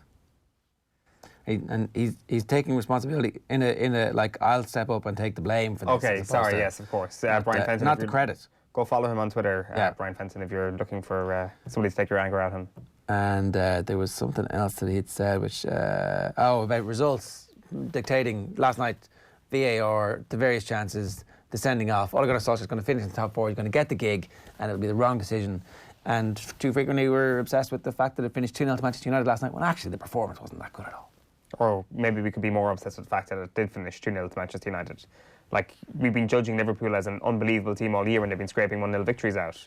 Like, this could have happened because maybe things are improving. They scored that last minute goal or whatever. It's just a ridiculous notion. It's situational football. Like, maybe if Chelsea get one of those VAR goals allowed, Manchester United go and score another one. That's another hypothetical for you. Like, if we just live in the world of hypothetical, we're going to get bogged down on... Well, we live in a world of hypotheticals, especially when it comes to this next lot on. What are you doing? Oh, the hurling power rankings, of course. Really shot myself in the foot by dissing hypotheticals here, because, of course, the hypothetical situation of if we ranked Ireland's hurling counties, where would they currently sit? We're going to do a top 10 at regular intervals, I think, during the National Hurling League this year. Coming in at number 10, the best of the rest, it's Laois, who of course had a big win against Dublin last year. And I think it's Dublin's loss to Laois last year, which kind of has them at the bottom of the powerful nine. Can we call them that? The powerful nine hurling counties? They're in at number 9. In at number 8 is Galway. Not a great couple of years for Galway hurling. You throw in the fact that they didn't even make it out of their Leinster group last year, and a fairly turmoil-filled off-season means that they go into the season with their tail between their legs. But potential big move for them to go up the rankings over the next couple of weeks and Number months. 8 is Galway. Yep, number 8 is Galway. I'm trying to actually make a case for them ahead of anybody else. And Waterford. I had them ahead of Waterford. Yes. And then I looked at how Waterford started the season. Yeah. They look a far more impressive side at the moment, trending upwards. And I would actually give them a better chance of rising higher than Galway at the moment, which I know is a big statement about a team filled with superstars like Galway are. At the start of last season, for example, Galway would have been second. Possibly first. I would have actually said at the start of the National League, before a ball was pucked. Ahead of Limerick. Ahead of Limerick. Just because of how close they came in the 18 All-Ireland final, back with a vengeance, all that sort of thing. And they obviously flattered. You're massively overreacting to one bad season from Galway. I'm massively overreacting to one bad season from Galway. Yes. And a bad off-season. I don't think it's an overreaction. I think if you fail to get out of a Leinster group and one of the people who beat you gets beaten by Laois the next week, I don't think that's an overreaction. I mean, look. I think that this is what you're primed for. This is what you go in to hit your peak in. Like we saw the Munster equivalent last year, obviously. Dublin collapsed against Laois, but they're further ahead than Laois. They will beat Laois this year if they play in the championship, more than likely. And a team that is susceptible to getting beaten by Laois finishes ahead of you in the Leinster championship. Yeah, but Galway would have beaten Laois. Galway would have annihilated Laois. Galway would have put it up to any. Well, we don't know that because they finished behind Dublin, and Dublin got beaten by Laois. So this is what we're judging it on. Like, okay. Look, you're saying that Galway are the 8th best team in the country. You're a big fan of hypotheticals on a Tuesday morning. This, like, if VAR had ruled out. Had not ruled out Chelsea's goals. If Galway had actually beaten Dublin last year, if they had actually got through their Leinster group and finished ahead of them, like we can do a hypothetical power rankings if you want. But like I'm dealing in facts here and dealing in correct information that I have that I've seen in front of my eyes. Number 6, we've got Clare. All this talk so far, 3 wins from 3, but really the only team they've beaten so far is Wexford. I want to see a bit more from them. That was obviously a fairly narrative-filled encounter, I want to say, against Wexford. Perhaps a sideshow from what the hurling actually was. It was a great result for them, though, and we'll see where Wexford are in just a moment. I've got Cork in at number 5. Really disappointed with them against Kilkenny last year, but I think that was more of an aberration than we actually let on. And I think we've got Kingston back in this year, and I think they will actually rise this year. I would have them as outsiders. Not outsiders, dark horses, actually, for the All-Ireland. They've beaten Tip already this year. Number 4, Kilkenny. In my opinion, overachieved last year, getting to the All-Ireland final, but that's the Cody effect for you. So hang on, if they overachieved, why are they in the top 4 teams in the country? Because if they didn't overachieve getting to the final, they'd be top 2. Like, they overachieved. So they were semi-finalists, they won a semi-final. Yeah, they 100% deserve to be in the semi-final after beating Cork. They were better than Cork last year, and I think at this moment they still have an edge on them. They're still better than Cork? Just about. Number 3 is Wexford, the could have, should have, would have team of 2019. Obviously, heartbreak for them. Felt that they might have been in with a shout of winning the All-Ireland had they actually got through that titanic semi-final against Tip. Didn't happen for them. Tip, though, are number 2. Obviously, All-Ireland champions, but far from disputed. Undisputed, I should say. Very, very far from undisputed. And nowhere close to perfect at times this year. Obviously, that comeback defeat to Limerick. You're already thinking to yourself, there are chinks in the armour here. And at number 1, Limerick, best team in the country right now. John Kiley gave them a stern telling off all winter long and at halftime that Limerick game and in that Tipperary game. And they're back back is what I'm saying for Limerick. So, Limerick are going to win this year's All-Ireland. We're getting into predictions now. I think right now, if the All-Ireland final was played right now, Limerick would win it. All right. Where Meath, says someone in my ear, probably around 14, 15, 16 maybe? I don't know. We'll have to make Meath PR on to us again. But no, Limerick, best team in the country right now. Are you concerned about Wexford having had their chance and blown it? Are they a team who were at the end of a cycle with Davy Fitzgerald, or has the cycle continued? I think what we saw on Sunday, and league is league, but I think that cycle is far from over. I think as long as Davy is there, he'll put everything into it. The players clearly want him. They're desperate for him to come back. And he's in one last crack territory. This is not a sort of waning away of the kind of lust he has for... Does one last crack work, or is it not exactly the point that Brian Kerr was making a little bit earlier on the show when he was talking about Mick McCarthy? It's like, you're not really the manager I need to impress. Is it different somehow in GAA, where one last crack, you're allowed to say, this is my last spin? But he hasn't said that, has he? No, but like everybody has that. You're saying it, right? Why are you saying it? Well, I would say privately in the camp it's not one. I think the Wexford cause is a bit more than one last crack. And in fairness, I think that the Irish football team should probably get over the fact that you don't need to impress Mick McCarthy after the summer. I think there's a Euros on the line, just like there is an All-Ireland Championship on the line for this Wexford team. A Euros in Dublin. Exactly. Two of your home that should be. It shouldn't matter who or how long a contract is bestowed upon your manager for. This is what you're fighting for right now. That is the Euros for Ireland. It is the All-Ireland for Wexford. 100% contender. And I think Davy Fitz is the right man for that. He looks like he still has it going into this year. And you saw the performance at the weekend. If they could play Kilkenny every week, they would be number one in the hurling power rankings. Waterford didn't even have the opportunity to play Laois in last year's championship. Who knows what might have happened if they had the responsibility of playing Laois. They were so bad. A team in full-blown crisis, and yet they're ahead of both Galway and Dublin. Yeah. On the basis of? The encouraging signs we've seen already in this league. New management can often sway the eye of somebody who ranks teams in power rankings, and consider me swayed. Consider me on the bandwagon that Waterford are going to have a much better year this year. We might see something of an upset in Munster, but even calling it an upset that Waterford would get out of the Munster Hurling Championship group is probably overstating things, given the quality. Okay, so who's coming out of the Munster Championship group? As for your power rankings, it's Limerick and Tip. Well, as for my power rankings, it's Limerick, Tip, Cork. So Clare, despite the fact that Tony Kelly might be the hurler of the year, isn't going to make it. Well, they didn't make it last year, did they? Well, he didn't have as good a season last year, did he? I thought he was very impressive the year before, and Clare were very, very unlucky not to make an All-Ireland final the year before, and you could make an argument that they had one of the best collections of forwards. So you should have them higher up the country. No, I'm not saying. I'm just saying. Why are they behind Cork at the moment? Why are Clare behind Cork? Yeah.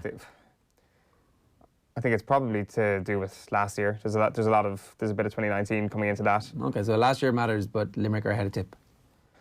Last year isn't it's not the entire one-dimensional thing. There are different strands to the power rankings here. Explain that. What does your Warrior score make a big difference? Warrior score makes a huge difference. What is whether or not I believe in the actual new management, if there's a management change going into 2019, that would make a big difference, or into 2020, that would make a big difference for any county. Now Cork have that. Clare also happen to have that. You can judge a little bit into the league performances, but it has to be. Galway have that. But it has to be in terms of what sort of environment they're playing in the league. Like, I would read a lot into, for example, Tip Limerick on the first day of the season. I think that was a bit of a marker laid down from Limerick. I would read a lot into Wexford Kilkenny at the weekend, because Davy hates Kilkenny. Hate is probably a strong word. In fairness, like, maybe you could read a lot more into Wexford against Clare, and perhaps Clare could be higher as a result of that. And what do Kilkenny need to do to move up? Good question. I think that Kilkenny could be in a bit of a... If they go out and win the league, for example, if they can get another crack at Wexford and beat them, if they can end that sort of hoodoo over their head a little bit, I think they can move up. I think that if they go out and actually win the Leinster Championship this year, I think they'll move up. If they get back to a Leinster final, or back to an All-Ireland final this year, I think 100% they've moved up, and they will have proved people wrong to say that they didn't exactly deserve to be there last year. That they didn't deserve to be there is probably the wrong take, though, because they did in all their individual games, but I think they overachieved a slight bit on being there. If your power rankings are borne out over the course of the rest of the summer, we're in for a vintage. 2020 is going to be one of those defining, people look back on in years to come and go, oh, what an amazing hurling championship that was. For that to happen, does somebody other than Kilkenny, Tipperary, or even Cork to a lesser degree have to win the All-Ireland this year? What do you mean? For it to be a great year. No, not necessarily. Would it not be a great year if Brian Cody won an All-Ireland again? I suppose you're from Kerry, so it's only a great year whenever Kerry win. You don't have this. You don't understand that the great footballing decade was the one where it was largely barren for Kerry. The greatest team of the noughties was the team who beat Kerry. You forget all these things, I suppose. So you have a natural bias towards the superpowers. I forgot about that. You're the person who said that you like to see kind of records tumble. You were a big fan of that Kilkenny team when they were going for the 5 in a row, and you cried your eyes out when. Nobody says beaten. They're. Like, would you not like? Well, that was an amazing game because it was like. Would you not like to see Brian Cody back as a All-Ireland winning coach and manager? And right off to the sunset with Liam McCarthy under his arm. Is it better if Wexford win for the game? Of course it would. Wexford winning the All-Ireland this year is the best story for the All-Ireland Hurling Championship. Limerick to a lesser degree because they won it only a couple of years ago. But I think that there would be a great story around Brian Cody if he managed to take this Kilkenny team back to the All-Ireland. Now, we talk about it as if it's some sort of pipe dream / fairy tale, when in actual fact they have the best hurler in the country. So, and it's an incredible squad actually, an excellent squad. It's not the best squad in the country, I would say. So TJ's hurler of the year? No, I don't think TJ's going to be hurler of the year. Who's going to be hurler of the year? It's a good question. Like, I'd like to... Let's go with TJ. All right. We've got one more clip from last night's OTB Virgin Media Sport Roadshow. Here's Graeme Souness explaining why he would be reluctant to throw the book at Manchester City following their possible expulsion from the Champions League. I'm reluctant to criticise them. Have you been to East Manchester? No. I mean, you really have to go there and see. I mean, they've not just built a football club.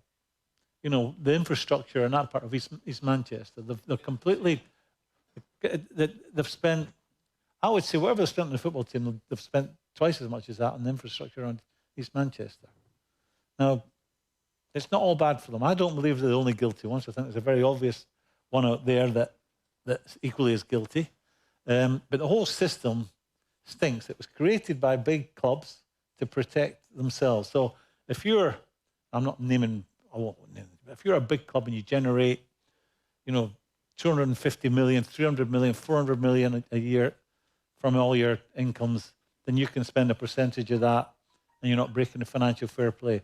But if you're a small club and you're not generating that money, but you have a benefactor that's willing to put, you can't break into that cartel, the big clubs.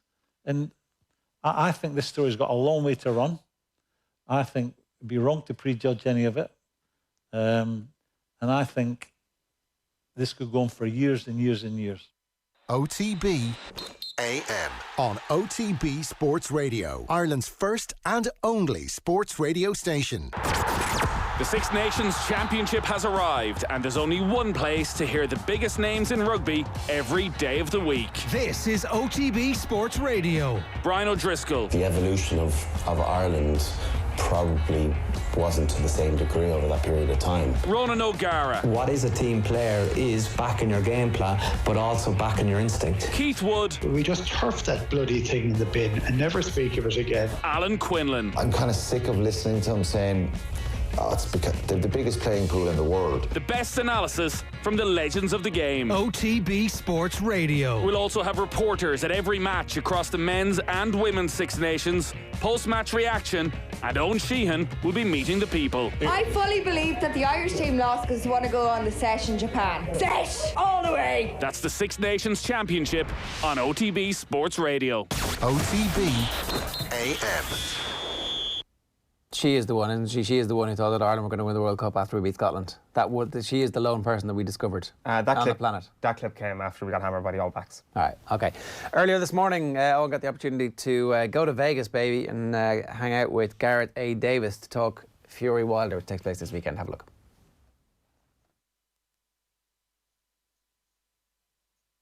OTB AM. This is OTB Sports Radio. Time to go live to Las Vegas. Gareth A. Davies, how's it going? It's Viva Las Vegas, baby. How are things there? Is the excitement starting to bubble up nicely for the weekend? Oh, it really is, Owen. I got in kind of round about midnight last night, Sunday night, as it was in Las Vegas.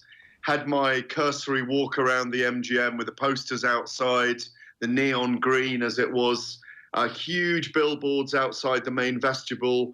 the Golden Lions already there in a ring in the main hall of the MGM, in the entrance hall, the check-in area. The cloths on the tables have Fury and Wilder on. It's just, I bumped into Jorge Zapatillo, who did the eye when Fury fought Otto Wallin last. Just bumped straight into him, had a chat. The shops are full of the merchandise. It does feel like it's going to be a very big week. And as you know, I've been here for Conor McGregor events, Floyd Mayweather, Ricky Hatton, Manny Pacquiao, even Mike Tyson down the years. And it really does have a big feel about it. It's just very exciting. Does the big feel, in your opinion, come from an individual of these two, or has their relationship in the ring and the unbelievable fight we had in 2018 almost come as one? There is a happy marriage here where you can't have Fury without Wilder and Wilder without Fury right now, because what they served up last time was so bloody good.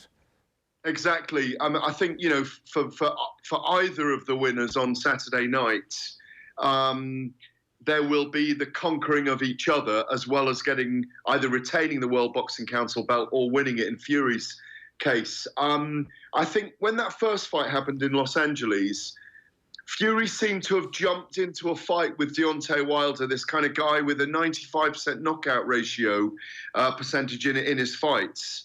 A little bit ahead of time. It felt a bit hasty. He'd been away for 30 months. He'd ballooned to 28 stone. He'd suffered mental health issues. And he came to fight Wilder with no one really giving him a major chance. He could have done with 2 more fights. And yet, as you say, we got this amazing spectacle where he rises like Lazarus from the grave in the 12th round, gets up at the count of 9, wakes up at the count of 5, after being put on his back, seemingly knocked out for the count. And I think in the intervening 14 months, Owen, the promotion, the fight between the two guys has grown its own legs. And now we are talking about 2 undefeated fighters, both undefeated for 12 years as professionals, as Anthony Joshua's lost in the meantime. So we're looking at the generational leader who wins this on Saturday night. And they go into the pantheon of Vladimir Klitschko, Lennox Lewis, Mike Tyson, Evander Holyfield, all the way back, George Foreman, Muhammad Ali, Joe Frazier. So I think the winner is a major winner on Saturday night. It absolutely is, and we've seen changes in Tyson Fury's camp. We obviously have Andy in there helping out, and we're going to see him ringside at the weekend. We obviously have Sugar Hill Stewart in the setup as well, who essentially replaced Ben Davison. Now, you've been speaking to Ben Davison. It's in this morning's Telegraph. What have you learned? It was an amicable split, if you like. It was a conscious uncoupling, as some couples decide, not calling it a divorce. They're still friends. They're still exchanging text messages.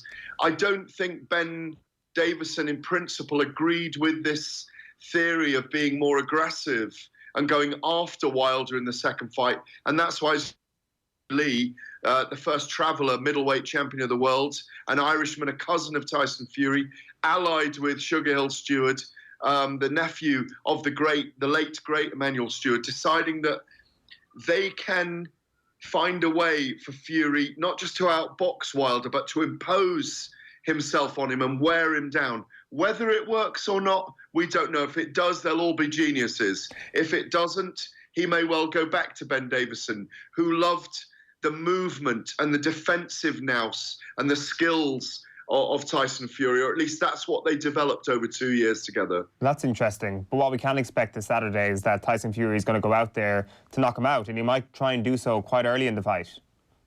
I think early in the fight was a bit of a ruse. I sat with Tyson today with the national media over here from the UK, 15, 20 of us for a good 40 minutes. Then I sat with Bob Arum for 20 minutes. I sat with Tyson on my own for 10 minutes at the end of the day and had a right laugh with him. And I said, look, come on. If you go in there and you're outboxing him round by round, we're all going to be doing this for the last 4 rounds, saying, hold, jab and hold. And he said, look, I'm not going to go in there and go like a bull in a china shop. This is going to be a boxing lesson. I'm going to try and break him down over a number of rounds. And when you put that into perspective, on paper, and we saw it in the first fight, again, a guy who was still flabby, who wasn't quite yet set in his rhythm. And I've never seen Fury look this good physically or even be this powerful mentally.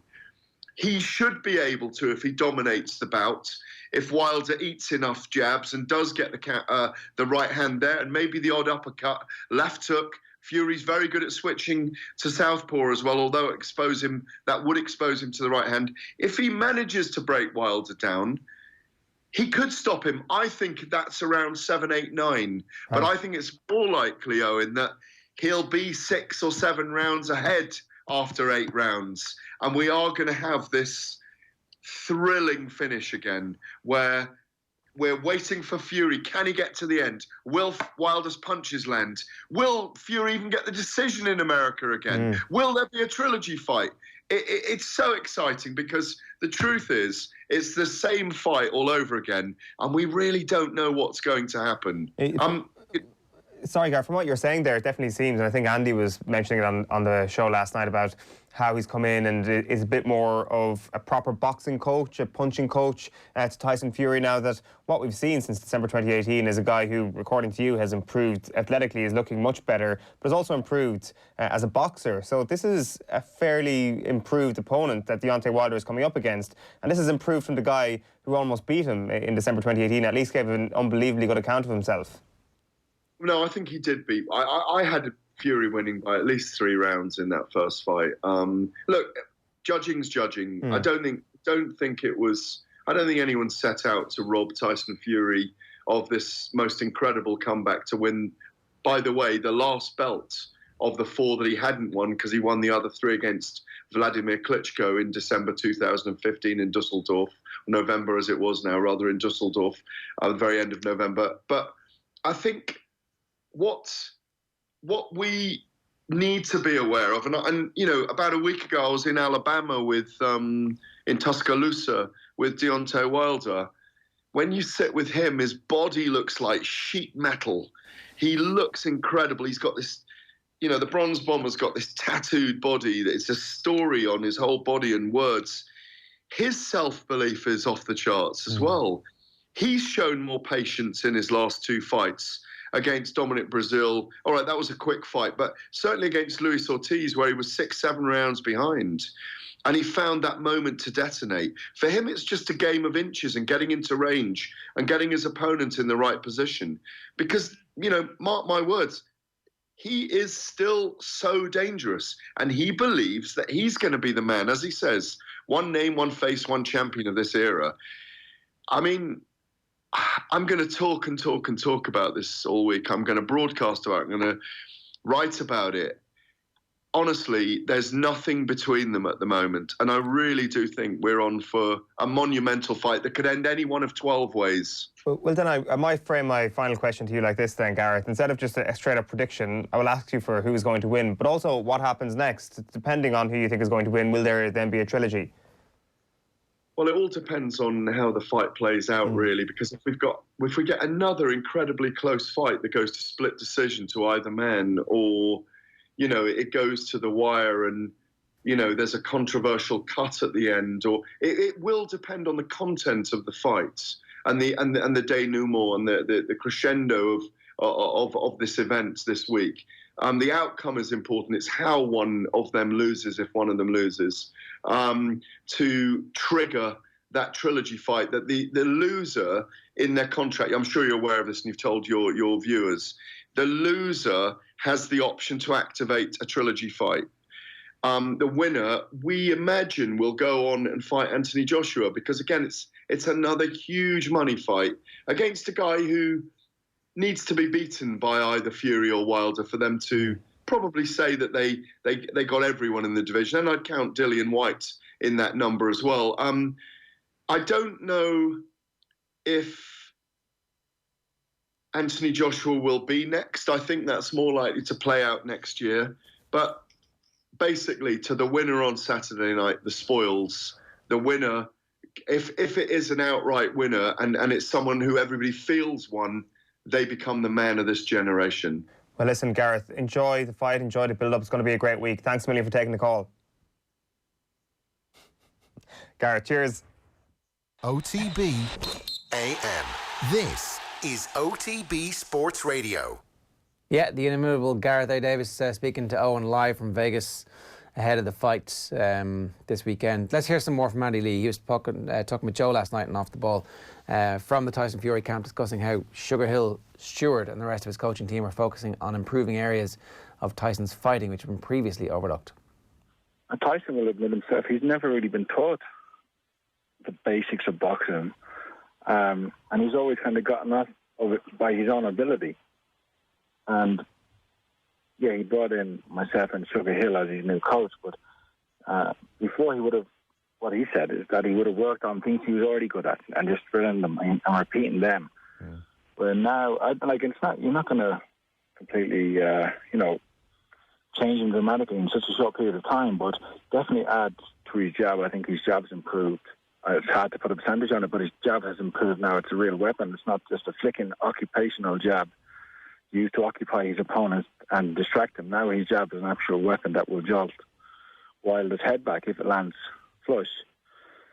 And his feints have improved, even though he was a great feinter before that. He had great feints. His feints have improved, and I think his ring generalship has improved, manipulating his opponent and controlling him with footwork and feints to maneuver him where he wants to be in order to land punches. I think Tyson before would have just kind of improvised as he went through the fight and went from moment to moment, and wherever he found himself, then he would deal with that situation and then go to the next situation and the next exchange. But now he's definitely plotting ahead and setting things up that hopefully will set traps that will pay dividends somewhere down the line. I mean, look, if they can add that, if they can sprinkle that into Tyson Fury, we're talking about one of the most compelling boxers at any weight and one of the most compelling heavyweights that we've seen essentially since Mike Tyson. There's an opportunity here for him to take a quantum leap forward. So, yeah, obviously, they're in Nevada at the moment. So, what is the final few days like in the build-up?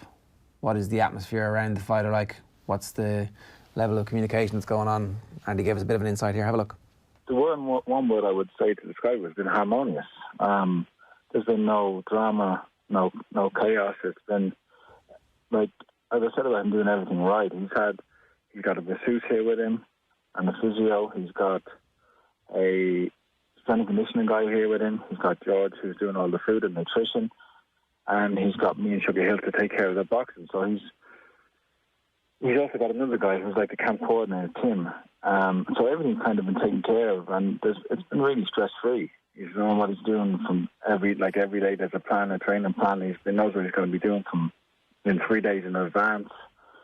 Everyone's coordinated so that he knows what food to eat. And yeah, it's been like everyone at this close to fight say it's been a great training camp, but it really has. And yeah, he's in good spirits. Now it's just about getting in there and doing the job. And I'm sure it's been an unusual training camp for him because he's been learning things and working on things that he's never done before. Working on his weaknesses instead of his strengths, which hopefully will pay dividends because it will add to what he already has as a boxer and what he already is. We'll try to add things to that, not change him dramatically, but just add to what he already has. It's interesting that Andy's got involved at this point because he's kind of been peripherally involved at various stages with Tyson Fury in the past, kind of just as a sounding board, and would have come to camps and had a look around and assessed what he thought was going on. And I think in the past he would have had concerns about the size of the entourage and the amount of people who were there and who was actually having influence. So there it sounds like there's a fairly flat structure where there are people with individual responsibilities and everybody looks after their lane and they stay in their lane, and if you're the nutritionist you look after the nutrition. I think that there was a chaos in the background before previous fights. Whether or not any of this actually has any impact on when you get in the ring, I don't know. I mean, it seems that it would make sense that, like, having a well-organised, well-structured team, and there are two people who you listen to when it comes to the boxing stuff, they're the people you listen to. You would assume that that does have an impact, but there's no guarantees. This is a fight. Deontay Wilder's going to punch him hard and regularly, and we'll get to see what happens when that happens. Like, in terms of the structure that exists around Tyson Fury, he probably needs that at this point. I mean, he's obviously had horrific mental health struggles, and he's been speaking about it this week.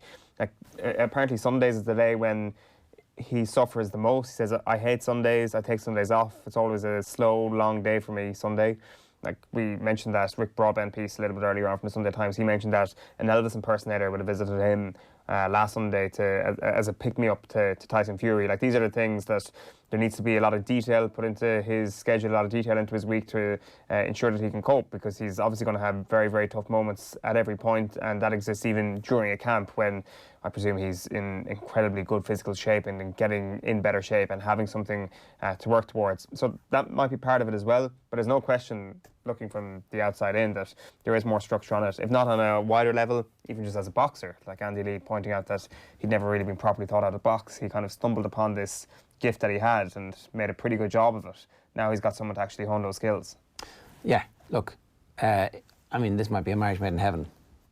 Like, could be. A bit of the Kronk, a bit of outside of the Kronk that Andy has seen the rest of the world, and Tyson Fury, and just this moment in their career and their lives where the stars and the fates align and conspire to put them all together. It also helps that Andy's very early in his boxing coaching career, that he hasn't developed an idea of what is right and what is wrong, and a Bible for how to coach somebody at this point. Even when Joe asked him last night, who are you taking more from? Are you taking more from Emmanuel Stewart, or are you taking more from Adam Booth? And he's like, it's actually kind of a mixture of the two.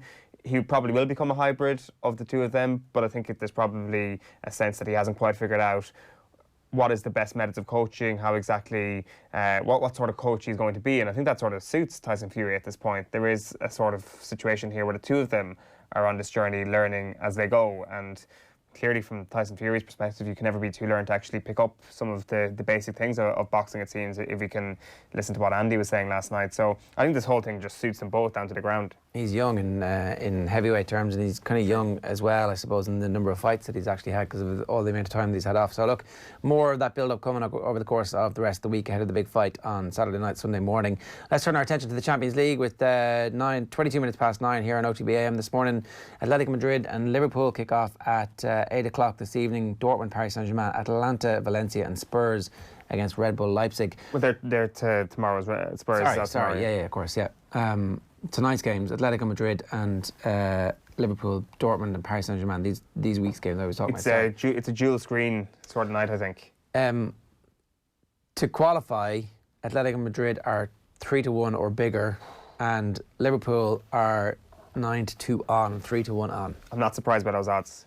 I'm not putting any money on this game. I think if there's going to be a trip up for Liverpool, the round of 16 against Atletico, I can see that happening, or a one-off game in the final against Real.